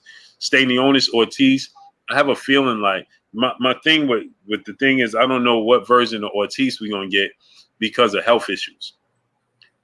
You understand? What are we gonna get from Virgil Ortiz? I don't know. You know what I'm saying? Stanionis is healthy. Stanionis is aggressive. He's strong. He's consistent. And he's been in big wars. So Virgil Ortiz is used to hitting fighters and getting out of there. And the thing that makes me nervous for Virgil Ortiz is, remember when Igor Kavalauskas clipped him? He was hurt bad. Igor didn't have the punch resistance after being knocked out by Terrence Crawford and so on and so forth. He didn't have the punch. Stanionis got the punch resistance. He's going to have the punch resistance. So Stanionis can clip him, and he ain't going to let up off him. He ain't going to let him off the hook. Dean Todd, brother in the super chat, dropping that Cinco on your boy Blue. But I think Stanionis, Virgil Ortiz is going to be fight of the year. Fight of the year. He said, you read my mind, Blue. Be a fan of the sport first, not a groupie for a fighter. All facts. You go much further in the sport. You'll be able to see, you'll be able to appreciate the sport even more. Because you look at it from a whole different perspective. You'll be able to appreciate it a lot more. Felix, brother in the super chat, dropping that dub on us in the super chat. He said, I am Mexican descent. My heroes were Julio Cesar Chavez Sr., Salvador Sanchez, Holyfield, Aaron Pryor, Hagler, Tyson Whitaker, and so on. Be a fan and a student of the sport of boxing. Absolutely, Felix. Nice. Absolutely. Juan Manuel Marquez is one of my favorite fighters of all time. Hey, that's why I love when people of Latin descent come on here and they really don't know you. And they say that you hate Latin. When they say that you hate Latin people, and Salvador Sanchez and Juan Manuel Marquez, 2 of my favorite fighters of all time. Right? Yeah. That just sounds crazy, like, but you wouldn't know that because you can't. Again, they listen to narratives, not listen to me. You already have it, and like the brother said, the young brother came in here with his mind made up. So it don't matter what I tell you, you already got your mind made up. Right.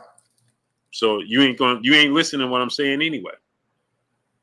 And even if you hear what I'm saying, you're still gonna go with your own narrative because you don't want. It becomes this: you don't want to hear the truth. Right.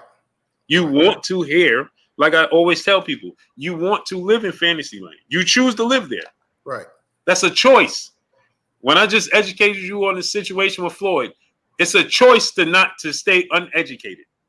Yeah, but it's worse when you're giving comparables, in the past to make reference to what's happening now, and somebody understand your comparables from the past, but they don't understand how it reference to now, or they quote unquote say that they don't understand the reference.